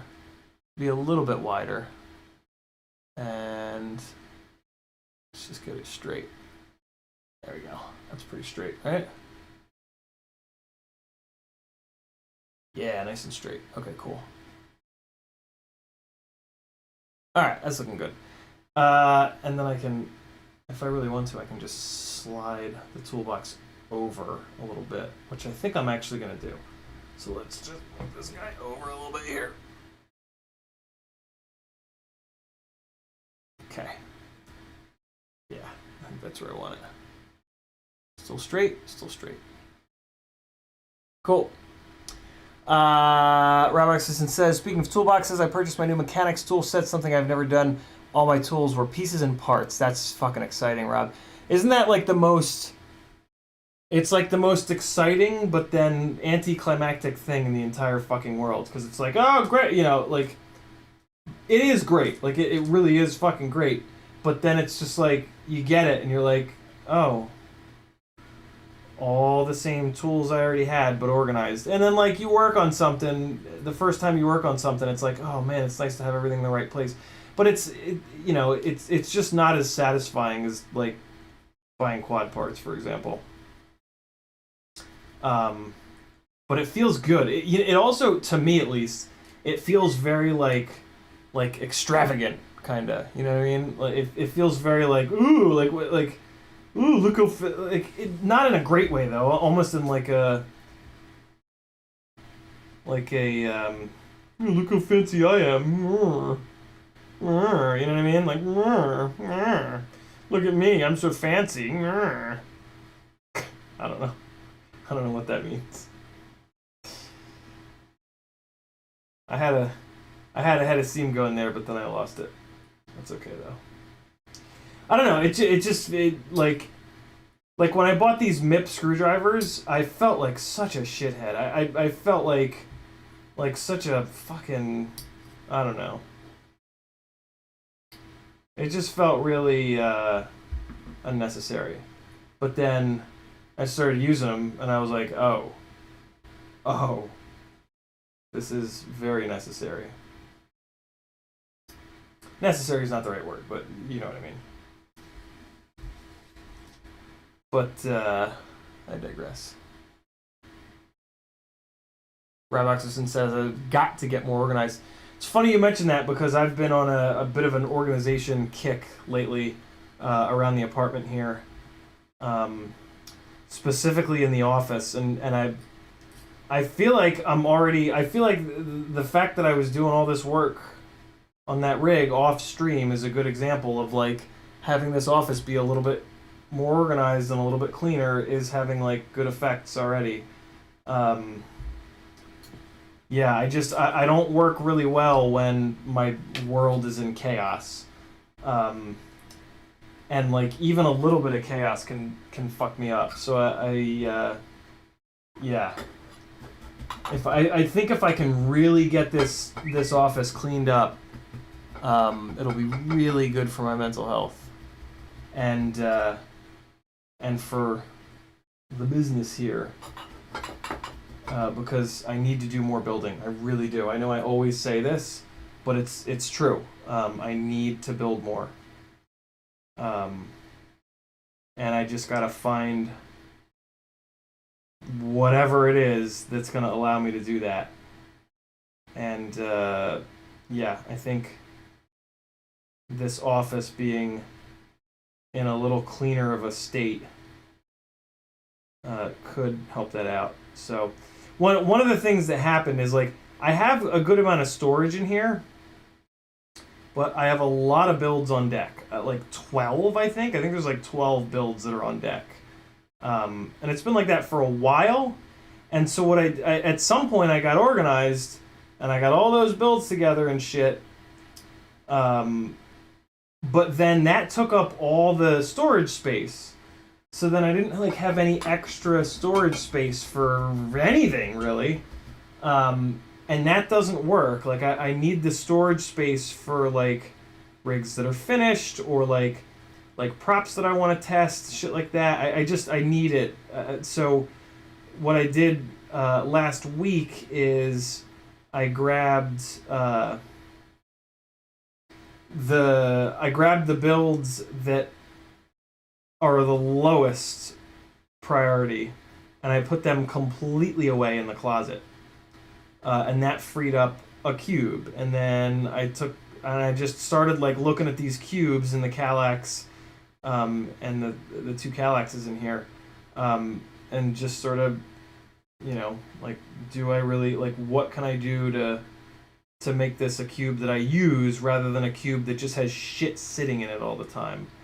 So I'm just kind of trying to be a little smarter with the way that I use the storage that I do have. Rather than just buying more storage and just putting more Kallaxes in here. And I also kind of looked at the closet in here, and with the same sort of approach of, like, what can I remove from this closet that doesn't get... So this closet here behind me is easy to open, and I open it pretty frequently. So I just kind of looked at everything in that closet, and I said, all right, is this something that deserves to be in the closet that's in the office that's easy to get to? Because I have another closet connected to the living room that's a bitch to get into. So I'm gonna put like seasonal shit in there, you know what I mean, like Christmas and Halloween shit, that, you know, I only need to get once a year. And yeah, so I was able to move some shit out of this closet to free up some space. So it's been good. I tend to be good at that kind of stuff, so... Because, you know, it's one of the only things that's great about having anxiety, is that, like, you know, your brain never shuts off, but if your brain's never going to shut off, you might as well give it a ton of shit to think about and overthink about, you know? So instead of overthinking about a conversation that I had last month, I can overthink about the best possible organizational paradigm that I can have in my closets in my apartment. You know? I try to treat mental illness like a superpower, if at all possible. And that makes me feel better about it kicking the shit out of me all the time. Know what I'm saying? ESC is free! Let's get it up out of here. What do you say? Oh, this is the one I have on these M2 to M3 rubber grommets. Oh, yeah, there we have it. So this flight controller in ESC will find a new home somewhere. Maybe in one of the giveaway rigs, to be honest with you guys. We'll see. But yeah, it's perfectly good. Flight controller in ESC. Rob Axon says, having the right tool for the right job is very satisfying. That is super true. Meta Dirksen says, I should use that phrase to explain to my boss why the work environment is so bad right now. I don't work well when my world is in chaos. Yeah, man, for real. I mean, nobody does, you know what I mean? Like, but certain people can overlook it better than others. But yeah, I mean, nobody works well when all hell's breaking loose. And that's a real lesson to be learned in a lot of workplaces, because a lot of workplaces exist in fucking chaos.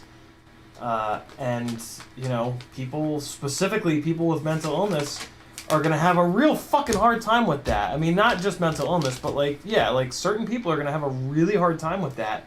and like, you know, just browbeating them into working harder and harder and harder ain't gonna do shit about that. So, yeah. All right, that's worthless. I need some grommets for this little shitbird. Let's get rubber grommeted the fuck up. What color? Actually, so color doesn't matter because the ducts are going to completely obscure. So let's just go with black rubber grommets. All right, there's our fort. Although, are these all the same? I hope no. This one looks a little different.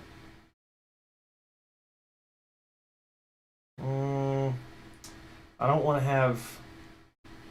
Oh shit! I never really thought super hard about that. I don't want to have different durometers on different sides. How can I make sure that these are all the same? Well, let me just, I've got a couple more. I'll put them all in my palm and I'll look at them in the loop, with the 5X loop, and maybe I'll be able to tell a difference and see 4 of them that look identical. Alright, that's probably enough. Let me see what I can see. I'm going to put them all on their sides so that I can look at the sides to see if there's any distinguishing sort of marks. Alright.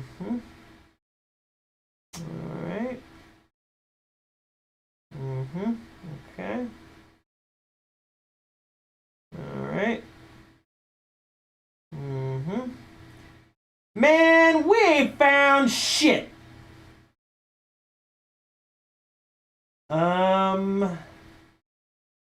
Yeah, I can't tell. I cannot tell. Let me try this. I'm gonna stand them all up, and I'm gonna stand them all up. Boom, boom, boom, boom, boom, boom, boom, and then I'm gonna see if any are taller. See if there's any that are a little bit taller than the others, or shorter. You know what I mean? So I'm lining them all up here, and yeah, maybe there's some that are taller than others. I do this with screws too. This is how I organize screws. I stand them all up like this, and then I just put my head down like this, and I just look at them all from the side. And you can see, especially if there's like a light colored background, you can see if there's any that are taller.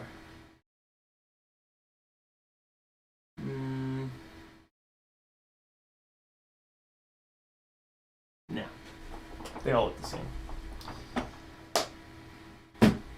So let's just choose the cleanest ones, I guess. That one looks nice and clean.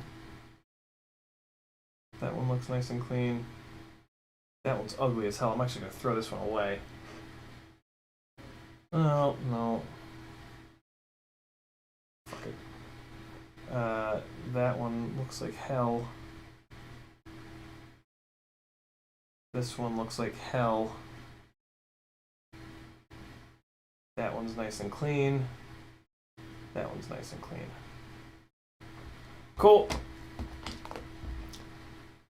Yeah, Rob Axelson says Spaceballs. FinFPV says, wait, are the different colored gummies different durometers? Please tell me no. They could be. So all the different colored, whenever I see a grommet for sale when I'm doing an order on a website that's a color, I buy it. So I've got red grommets. I gotta point this back down. So I've got red grommets, I've got purple grommets, I've got yellow, I've got light blue, I've got thinner red ones, and I've got white ones in here. just for funsies, like, you know, to go even a step further and color insanifying rigs. They could be different durometers. They're all made by different. They're all made by different manufacturers, and you know, it's the goddamn wild wild west. So they probably are all different durometers. Which I don't know. Maybe doesn't make a difference, but I would kind of think that it would. I'm not gonna think too hard about it. I'm just gonna use the same color gummies on my rigs, you know what I mean? Initially my thought was, well, if I get them all, I can do some testing to see if one durometer grommet works better than another. But man, I don't got that kind of time anymore. And I also don't really use black box much, so it would be kind of hard for me to do that testing, in all honesty. And I'll bet you the difference would be minimal. I bet you like we wouldn't be able to tell the difference.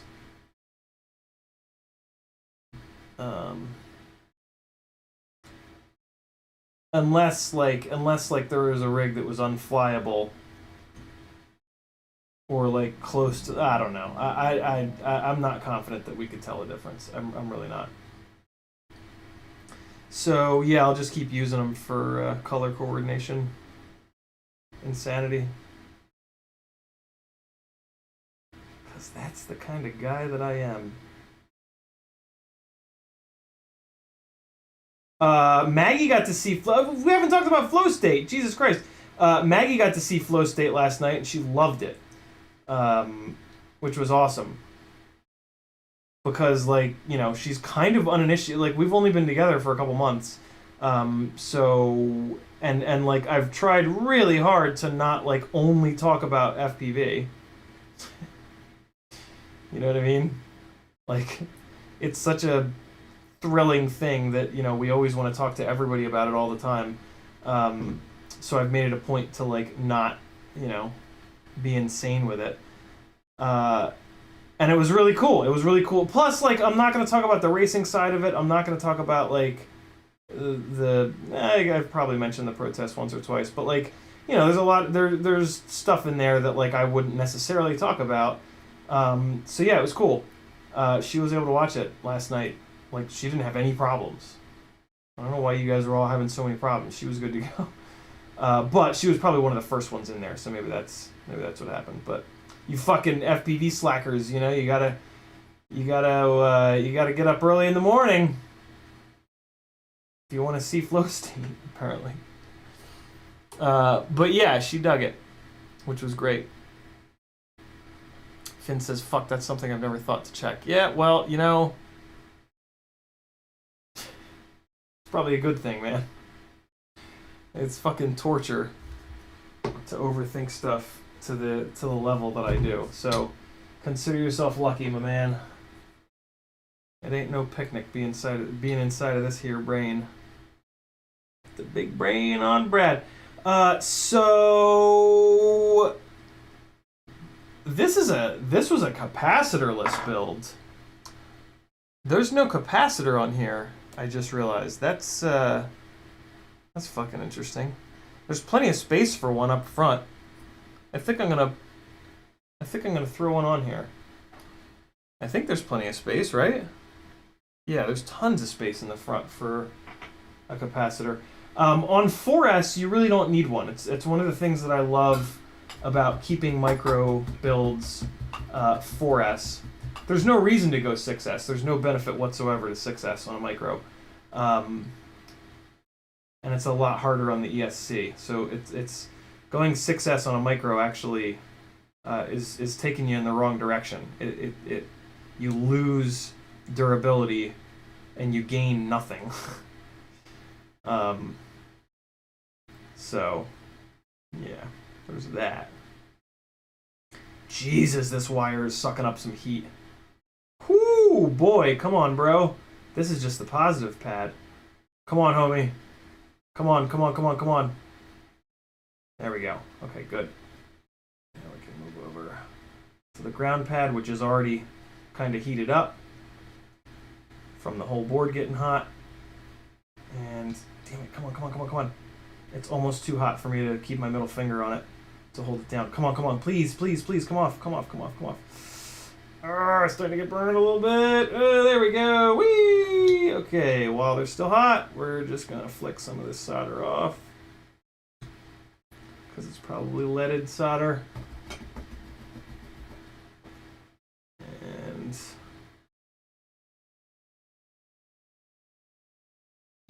woo, shit.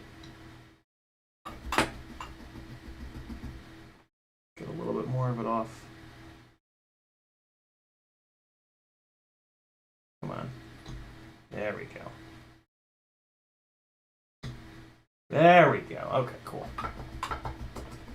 So now I'm just going to come in with a little bit of solder braid and remove the rest, just because it's yucky leaded solder. I usually don't do this. I usually just leave it at that. But again, this rig is important, so I'm going to be as anal as I possibly can. That's what she said. Alright, so let's give this a second here. Well, you know what? Let's get some flux on here. Dumping a shitload of heat into this board. I just want this heat to transfer as quick as I can. And I'll move to a fresh piece of the solder wick, because the solder wick actually does have powdered flux inside of it, but as soon as you put a soldering iron down on it, that flux goes away. It is 10 o'clock, so we are going to end this stream in a few, but let's get this knocked out first here.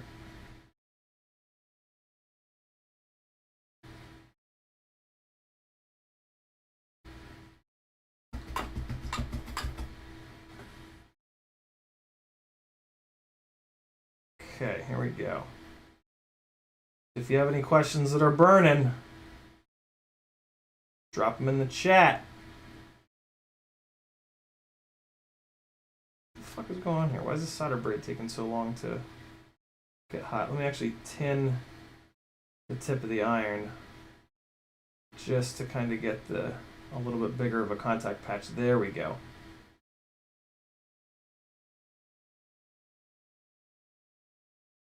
I'll be damned. That is really putting up a hell of a fight. It's just not flowing. There it goes. There it goes. I just had to tin the pad a little bit more. Ooh, that's nice. Come on to here. A little bit more. Get it off of there. Clean it up, baby. Clean it up. Come on. Yeah, there we go. There we go. That's the shit right there. Alright, we'll do a little bit more. Just a little bit more.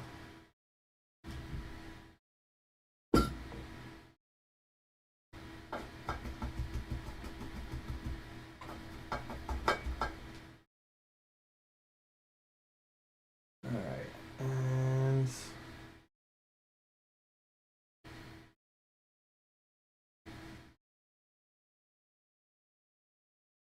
yeah, that's looking good.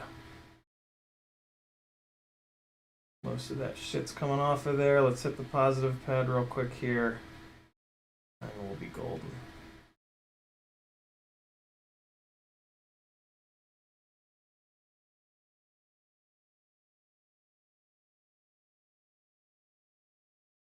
Oh, yes!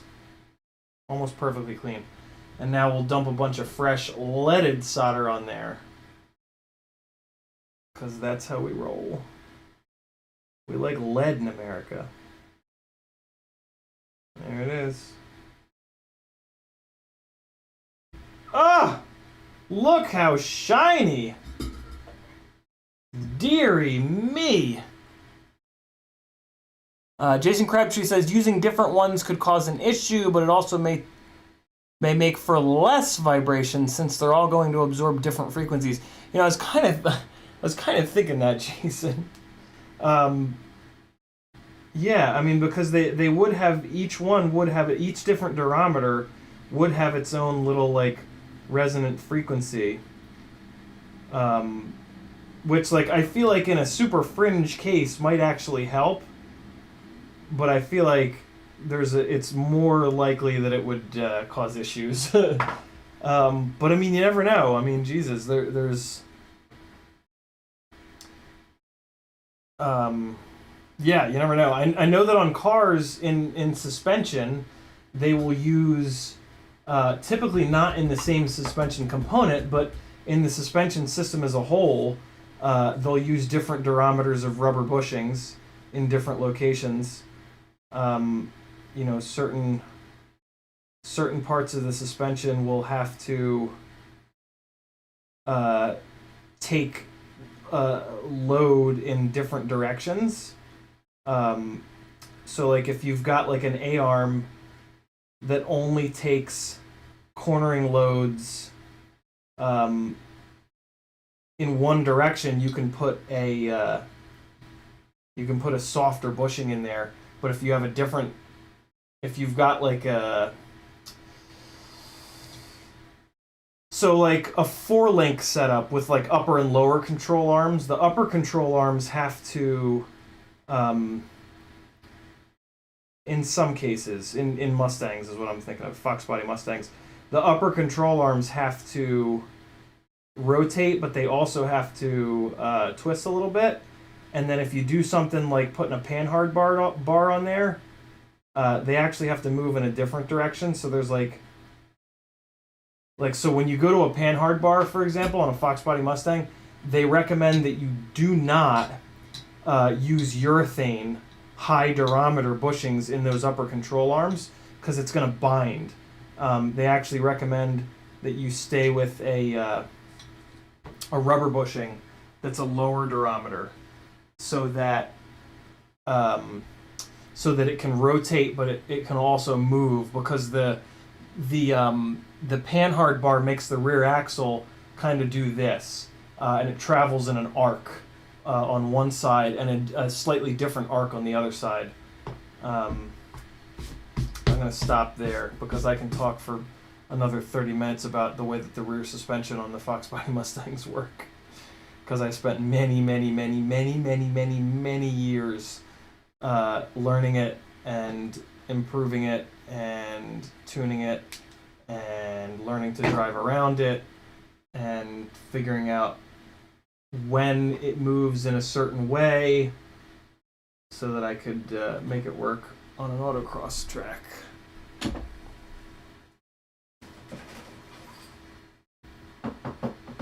I've said this before. If you guys think I'm hardcore about FPV and know a lot about FPV, you ain't seen nothing yet. I was and I am way more knowledgeable about cars than I am about FPV. Okay. That's where we're going to leave it. I got the grommets on there. I'll put these little fellas back on here because they're going to be needed for this ESC to sit in here properly. I think this is about all. Oh no, I'll pull this VTX off real quick. The name of the stream was deconstruction or whatever. So I'll finish the actual deconstruction of this rig. I'm just like assuming that I'm going to be able to run the same length standoffs. I certainly hope that I don't need to run taller standoffs. I don't think I will, though. I'm using basically the same flight controller. And this ESC is not like a tall ESC or anything like that, so I should be okay. So leave these guys.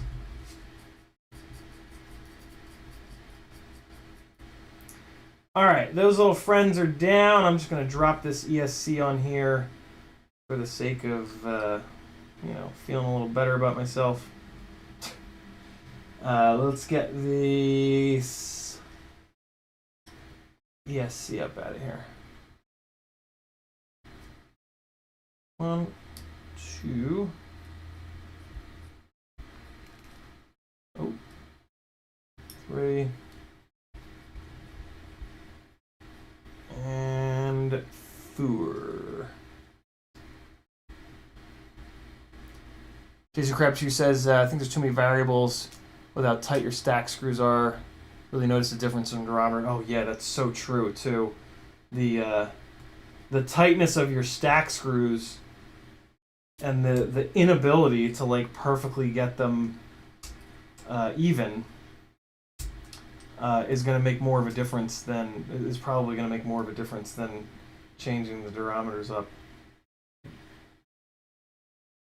Well, there we go. I've got my VTX for that weirdo race build. I am actually going to do that build. I've bumped that build up a little bit because I don't know. I think it'll be funny to have a racing rig, and put it at like 60 degrees up tilt and go 1,000,000 miles an hour, and then be like, this isn't as fun as I thought, and sell it. When I install this, I think I'm gonna change these 30 gauge wires out. They're kind of grot, as the Mighty Car Mods guys say. All right, so we're gonna leave it there. That crossfire is gonna stay there. That's a perfectly fine spot for it.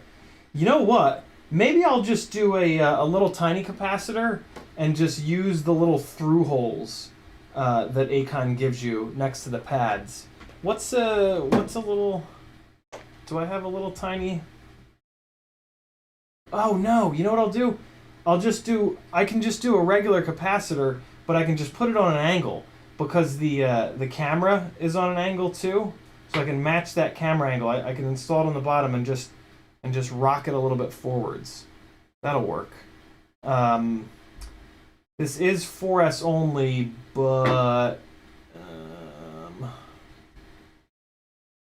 I could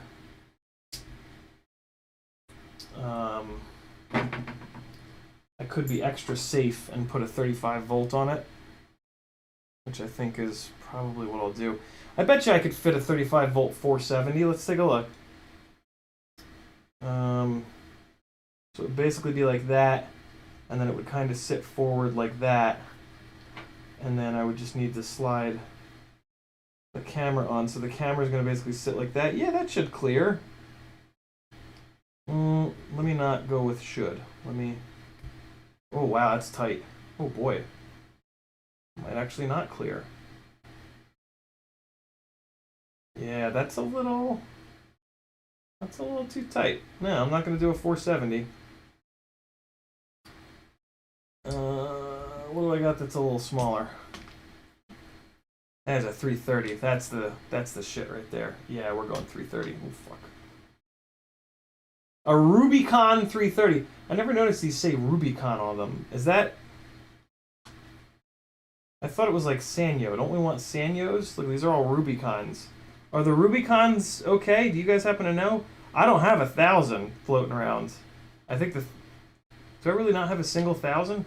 Oh, here's the gold bastard. The gold bastard is what we want, right? That's the... But there's two different manufacturers of there's two different there's more than two, but there's two different manufacturers that make the good ones, the ones that we want. Well, you know, I have a gold 330, so I'm just going to use that. I'm just going to use the gold 330 to be safe. Yeah, what are these gray Rubicons? Anybody know? Are these the good ones?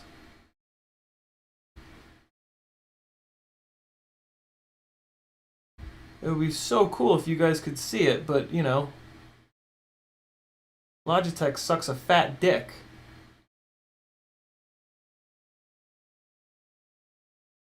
Rubicon. Kevin Sumner says Rubicon has been around for forever. They're a Japanese company.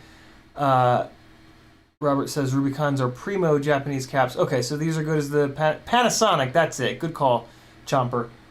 These gold ones are Panasonic. I don't know if it says it anywhere, but I do know that I'm pretty sure that these gold ones are Panasonics. There is another company that makes good ones. So here's a Sanyo. These green and gold ones are Sanyo. I think Sanyo is the other company that makes good ones. Maybe? I don't know. I'm going to use this Rubicon... No, I'm not. I'm going to use this gold Sanyo 35. But it's good to know that these Rubicons are also... So I think the reason that we want to run these Sanyos is that they're low ESR. I think that low ESR is what we want to be careful of. Does anybody know if the Rubicons are low ESR? Any takers? Founded in 1952. Holy shit. Thought you were saying Rubicon Weird was about to take away your car. No. Alright, 9 says, for fuck's sake.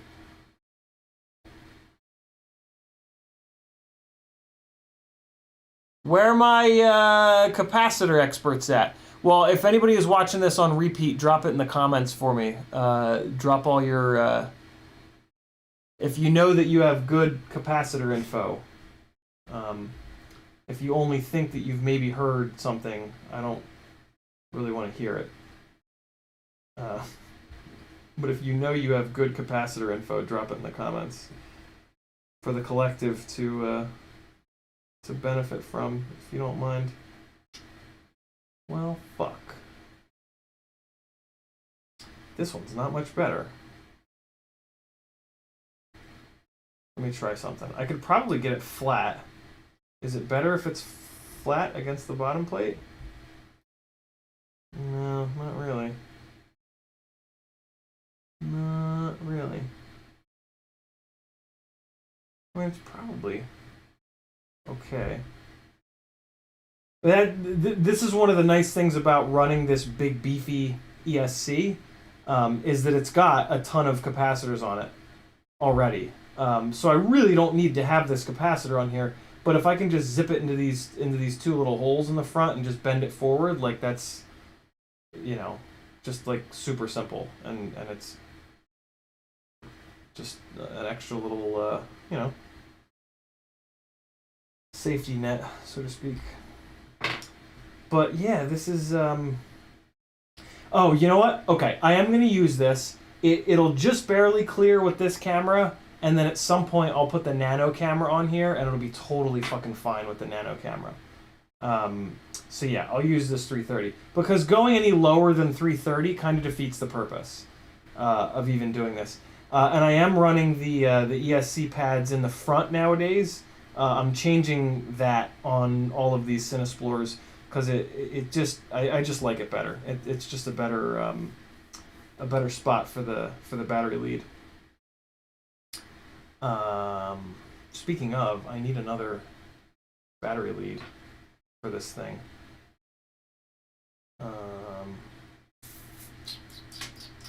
Is this one long enough? Might be. Yeah, this is probably long enough. Run it out the side. Positive, negative. So the positive is going to be the shortest, so it can kind of wrap around and then sit like right like that. So, nah, you know what? That is actually a little too short. Well, no, because then it can. Nah, this will be fine. Yeah, this will be okay. Yeah, this will be good. Cool. So yeah, I am gonna throw this capacitor on here just so that I don't forget. I'm thinking about it. I can just send it up through here. Negative's on that side. Positive is on this side. I'll do the negative first. So yeah, let me see. So they don't need to be very long. I kind of put it at an angle. So I'll cut them like, I think maybe like right up here.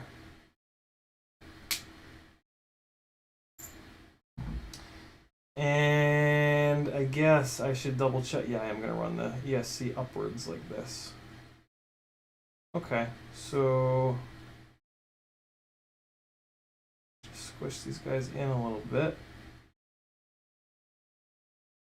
All right, and so I'm going to get that hot and then try to push the positive through first because the little hole for the positive one did close up.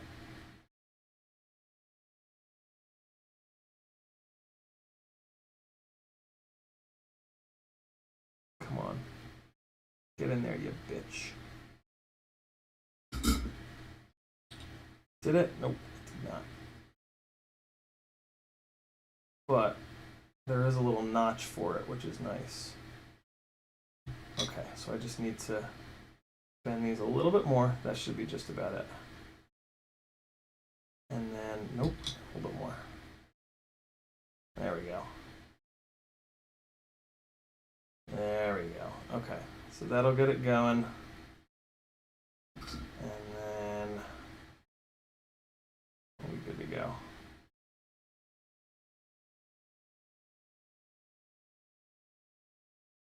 Come on. Why you fight me? Bro. Let me actually do this. So if these are too long, it's going to come out, it's going to go at less of an angle. And that's kind of what I want. I kind of want a little bit less of an angle. So let's bend these in, and then we'll bend them out a little bit. So just put a little elbow in it.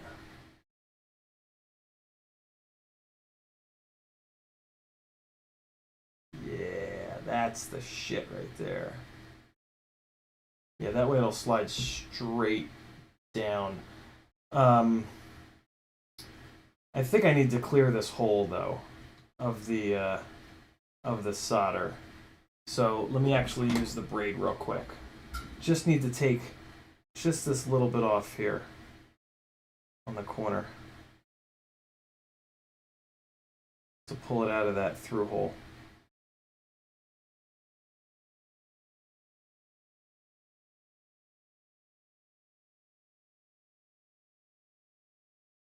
And hopefully that cleared it. Nope, not quite. Come on, get it out of there. Suck, braid, suck! Suck it up and out of there. Please. Alright, now I'll try to get on the bottom here.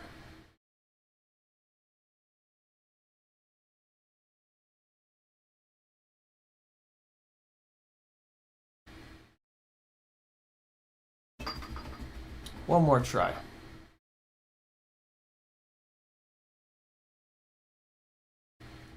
Alright, I tinned the tip of the soldering iron. I'm going to use a fresh piece of braid. It's going to come down here like this. And... damn it, not quite. Try again. Let's get some flux going. Let me do all the things to kind of help this heat transfer out. Alright, that is extra fluxed. I'm going to chop the end of this off so it's got less of a heat sink effect. And come on, hole, clear out. Clearing out through holes is always a bit of an asshole. It's always a bit of a pain in the ass to do this. Sometimes it's worse. You just got to keep going. Just keep trying. You'll get it.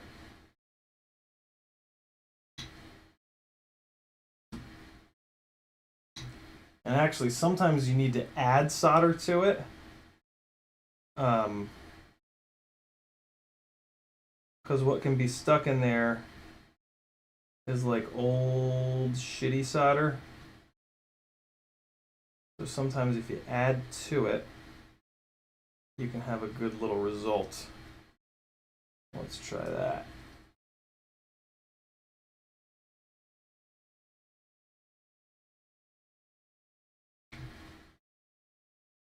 Woo, just putting up a fight.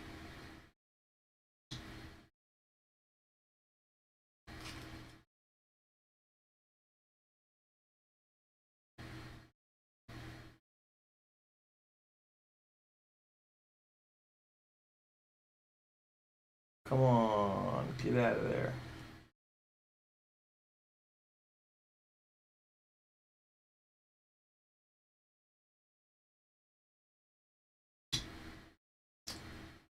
Oh, man. Wow.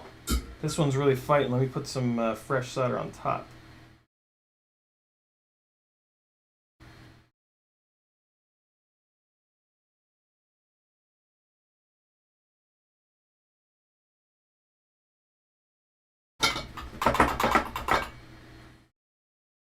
Okay, try again here.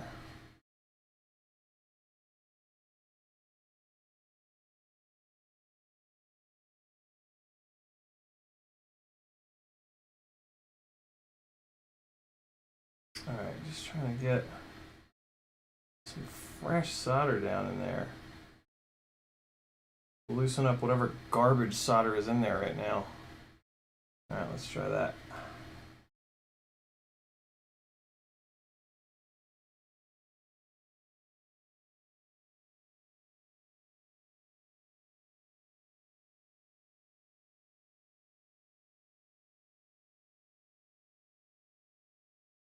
Oh shit, come on, come on.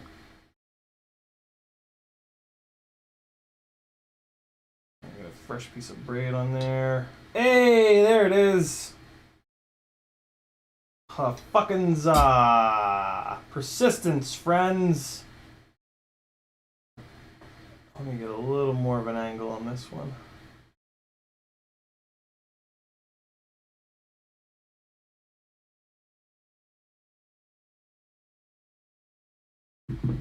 Beautiful. Okay. So we got positive on the left. Ooh, this ESC is now hot. Oh boy, it's hot. It's hot. It's hot. It's hot. Oh, fuck. What? A little tiny blip of solder on the bottom part there. I think I can get that. I think I can just kind of kick that off though with a little dentist's pick here.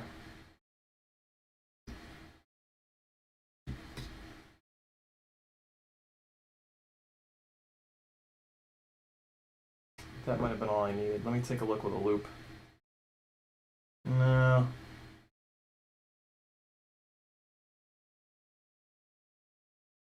Luckily, solder is like super malleable.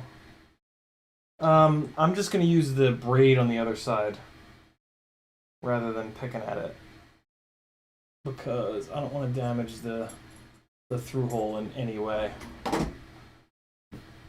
So let's just drop a fresh piece of the braid here. Let's see what we can do.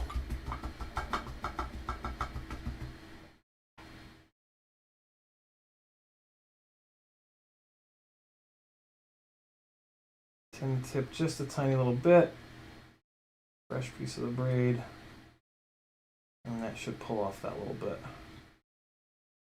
I'm afraid it's going to fill back in. Though. Ah, there we go. Beautiful. Okay. So now we got positive on this side, negative on that side. In that hole. In that. Ah ha ha! Yes! Okay. So, if I leave those full length, I can bring it down like that and then bend it forward. Let's see what that fits like. That's actually looking pretty good. That's looking pretty good. Versus, I could run it up there and close at an angle. Let's see how that looks. That would need to be a much steeper angle than that. All in, and then angle it. And you gotta be careful, these little legs are not very durable. So just be extra gentle with them.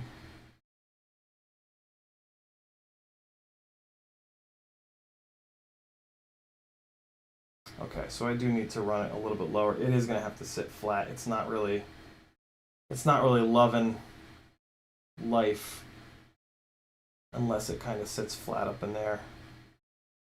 I think that's about it though. I think that should be about perfect. Let's see. Get this thing seated all the way down here. On both sides. Come on. Come on, man. Get on there. There we go.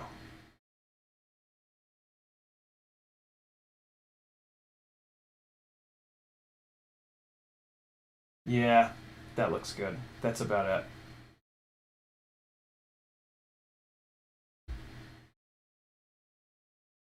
And it's just an ESC. It doesn't have a gyro on it, so it doesn't really matter if this thing is hitting the base plate or anything like weird like that. I am gonna... There's no need to have this ESC so slammed.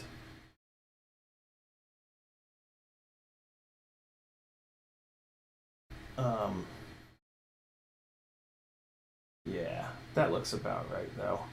So let me do this. That's sort of the perfect distance there, right? Oh yeah, that's the stuff. That's the stuff. So what I'll do is I'll just add a little bit of solder to lock it in that position. And then, yeah, it'll just be good to go. It can just hang out there for life. And then I'll chop the tops of the little posts off.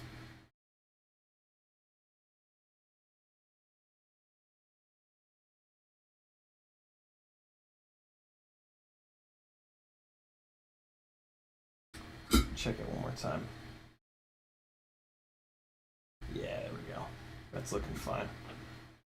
Cool. So I'm just going to throw this on the pad and just dump solder because I actually need to re-tin this pad.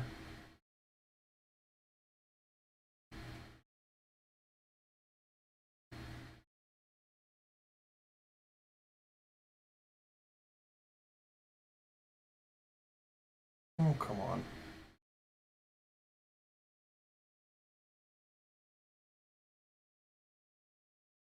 Alright, there we go. So the positive is locked in. Just gonna add a little more to the pad there. There we go. And now the negative will probably just kind of flow on its own, but I'll add a little bit extra. Just to make sure. There we go. Alright. We've got a little 330 capacitor on there, just for a little bit of extra safety. And that is where I will end tonight's stream. Let's cut these extra little legs off here.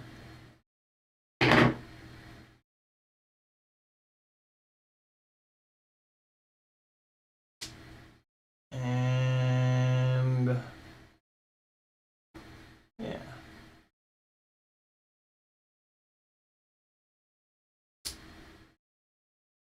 See what that looks like. That should look pretty slick. Oh, that's the shit right there. I got a nice little gap. It's nice and straight. Look at that, friends.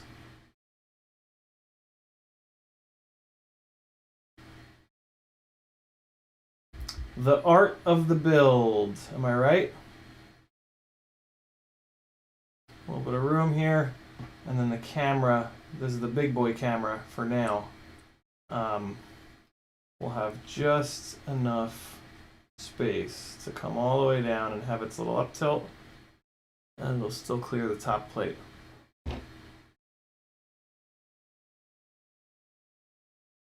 Yep. Rad.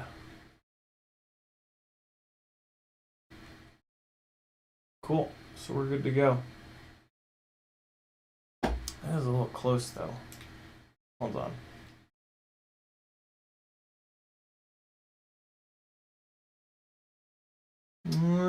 Yeah, technically I am hitting the Well, shit. Looks like I might need to get this moved over to a toothless Starlight. Has anybody seen a Foxeer Nano toothless Starlight in stock anywhere? Because I need to buy one. I'm not going to undo what I just did. This is going to end up as a... this is going to end up on this camera no matter what.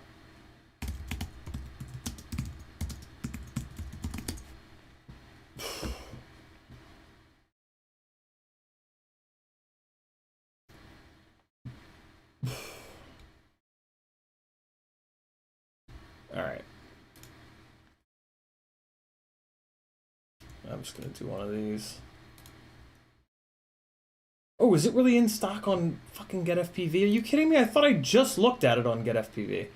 Foxeer Nano Toothless 2 Starlight. Yeah. Black. No shit. I'm in the middle of doing a GetFPV order. Wow. Okay. Okay. Great. Done. I needed to get these propellers. Happy days are here at last. And I guess I might as well get two of the damn things and put them in both.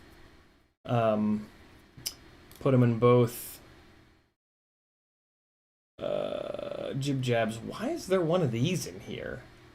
I mean, that is a motor that I run, but oh, and it looks like the fucking Flywoo Goku sold out on me. Guess I'm not putting that in the 250. Damn, that sucks. Oh well. 250 can continue to go fuck itself.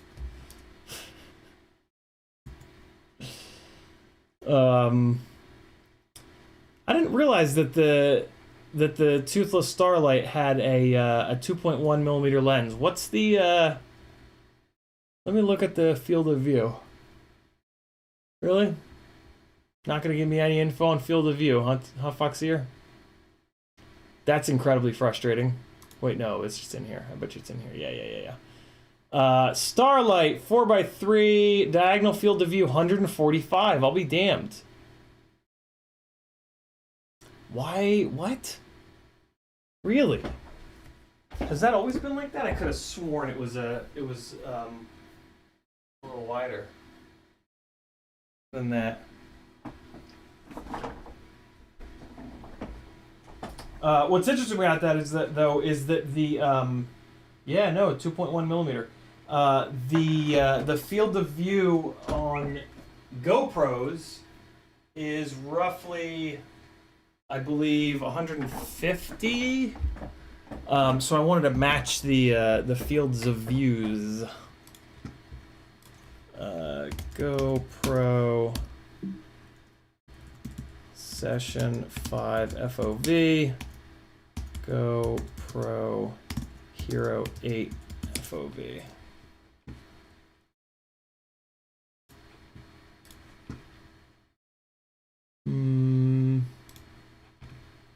Okay.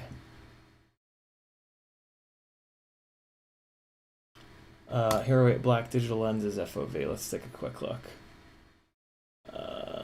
So we're worried about diagonal. So, and all I really care about is like the max number. So the max number is 149. Yeah, it's usually right around 150. 149 on wide in 4x3, and then 149 in super view on 16x9. So that's the Hero 8.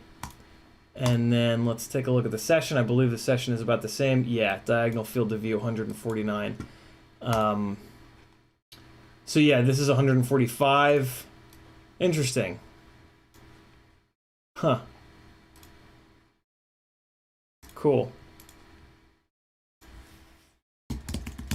And I'm going to go to, so what I'm going to do now is I'm going to go to CiottiFPV.com and I'm going to click on my GetFPV affiliate link. Frank Nicholas reminded me. So now that I clicked on my own affiliate link, my shopping cart on here has my affiliate link info stored in it. Actually, I need to do that again because I need to log out. If I'm logged out, I can use my my discount code. Oh, but then my shopping cart just emptied. God damn it, Larry. Alright, so this quantity 2, 3140, and we're gonna get 3 of the grays, 2 of the reds.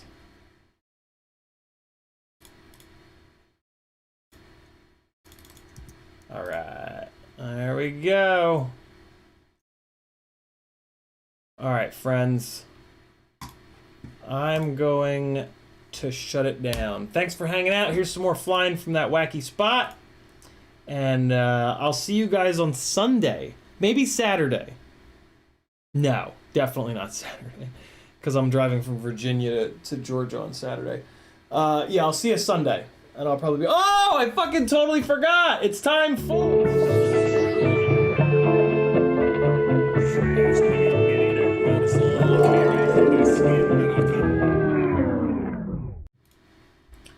A little bit of mailbag.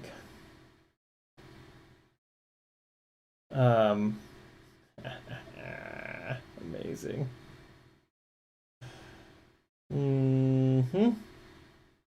Video from the... Oh, wow, it's from the 13th. Okay.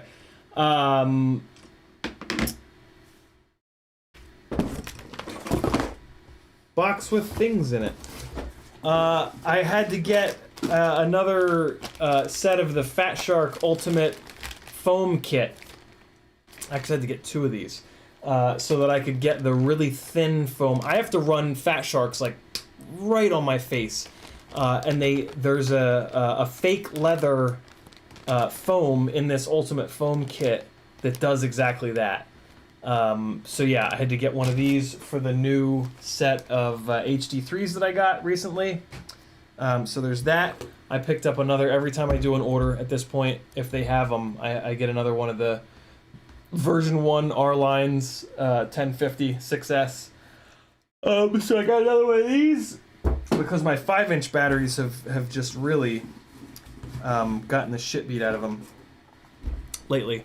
This was an order I did from Race Day Quads because they're the only ones that have that foam. They had some of these Acon AK32 35 amp AIOs on sale, so I snagged one of these just as an extra. I got a something for giveaways. Not gonna spoil the surprise. They've got CL Racing race LEDs, and they've got them in purple. So I snagged a couple sets of these, and I also like what they did with the pads. On the regular race wires, all 3 pads are right next to each other, whereas CL Racing went pad, pad, pad. So it just makes it a little bit easier.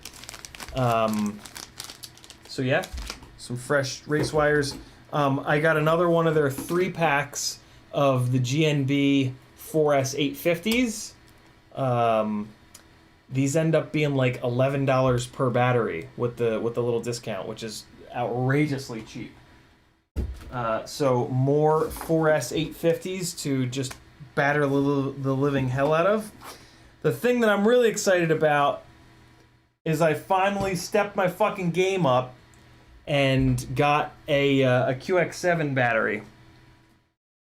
So I don't have to fuck around with AA's anymore.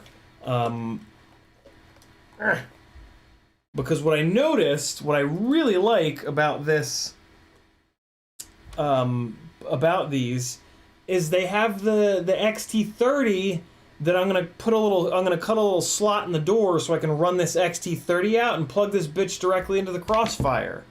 So I don't have to have an external battery for the Crossfire, but I can still get full voltage on the Crossfire Lite, which will allow me to go up to 2 watts. Also, this extra QX7 that I bought came with like kind of a janky 2S battery. So I don't want to run this. This is like a battery that somebody like took apart, and it's got. I don't have a way of charging this. Is one of the big issues. So this battery can go to hell. Yeah, let's see if this fits. Hold on. Get out of here, quad. What do you think you're doing? Oh yeah. Oh wow, just barely. Jesus, that's tight. That's what she said. Oh, that does fit though. Oh yeah. Yeah, so I'll cut like a little notch out here. Or maybe in the bottom. No, not in the bottom. I'll cut the notch out of the top. So I guess I'll run this thing upside down. I guess I'll run this thing like this. And then I can run that out the little notch. And then just boop! And just plug it right into the crossfire. Or I run it like that, and then I could, if I ran it like this, I could do this the other way. I cut this shrink wrap a little bit. Yeah, we'll see. We'll see. But this will be cool. I'm excited about this. Might not have enough, I just realized that if I run it like this, it might not have enough cable length. Let's actually see, just in case any of you guys are like in the market for this exact thing to do exactly what I'm talking about doing. Let me figure this out real quick. So if I pull a notch like there, right? It's like maybe like right there. You know what I'm saying? That's gonna come out like that. I got some shrink wrap. I can maybe chop that shrink wrap off. Yeah, see, this ain't gonna be quite long enough because the crossfire hangs down a little bit. See what I mean? Oh wait, no. Actually, it's kind of perfect. It hangs down just to right there, so I just need it. So if there's a little slot there, it just needs to come up and just do a little donkey. The slot like there. Nah, yeah, see, it won't. Doesn't want to make that corner. You assholes! Why couldn't they have made this fucking cable like a millimeter longer? You kidding me? I could probably just trim some of this shrink wrap off, which will let it turn the corner a little bit nicer. And no, it's gonna be too short. So I'm gonna have to run it like this. And I'm just gonna cut this this shrimp wrap off here. I'll do it now. So just trim back this shrimp wrap. Okay, all right. And then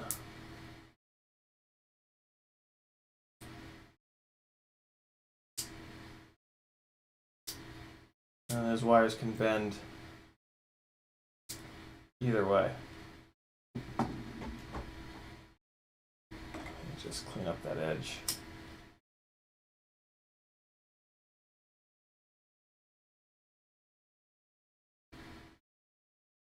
All right, cool. So now I'm gonna have a shitload of cable, but that's fine. So that'll be plugged in there. Let's plug it in and see if it works. So this right here is why I've never done this. Because the process of plugging this goddamn balance lead inside of here is really annoying. And every time this thing goes dead, you're going to have to do this. You're going to have to deal with this. It's just ridiculous. Although this radio does have the thing on the side, the little charging port on the side here, but I don't have anything that'll I guess that's just a balance lead, 3S balance lead. So I just need to make a male 3S balance lead to male 3S balance lead. Okay, so yeah, here we go. This is fucking great. Yeah, so I'll put a little notch there. This guy will just hang out, and all is right with the world. That's completely fine. I mean, shit. Oh, that's what I'll do. Yeah, I'll put the notch over here. I'll put the notch wherever this is the least sticky outy. You know what I mean? And then it can just blippity blop and just plug into the to the crossfire light.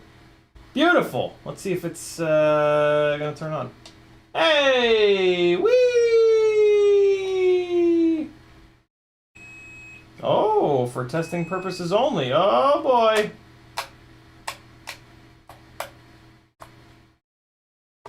What's SD? That's B. That's C. That's D. There it is.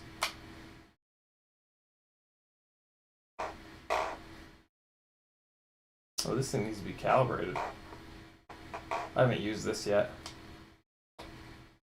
Cool. Well, that's just terrific. I'm very excited about that. So yeah, I'll take the AA. I'll take the board with the AA's out of the other transmitter and throw it in here. Oh, you know what? I should have ordered 2 of these. God damn it. Because I need a backup now. Well, whatever. It's fine. It's fine. I have other 2S. Yeah, no, I have other 2S batteries I can put in the... or I guess this. I guess this could be my backup. Whatever. I'll figure something out. That's all I got for you in the mailbag, boys and girls. I got a battery strap. They sent me the wrong fucking one. I ordered a GemFan battery strap from them. They sent me a RDQ battery strap. I'm like, no. No. What are you doing? Don't.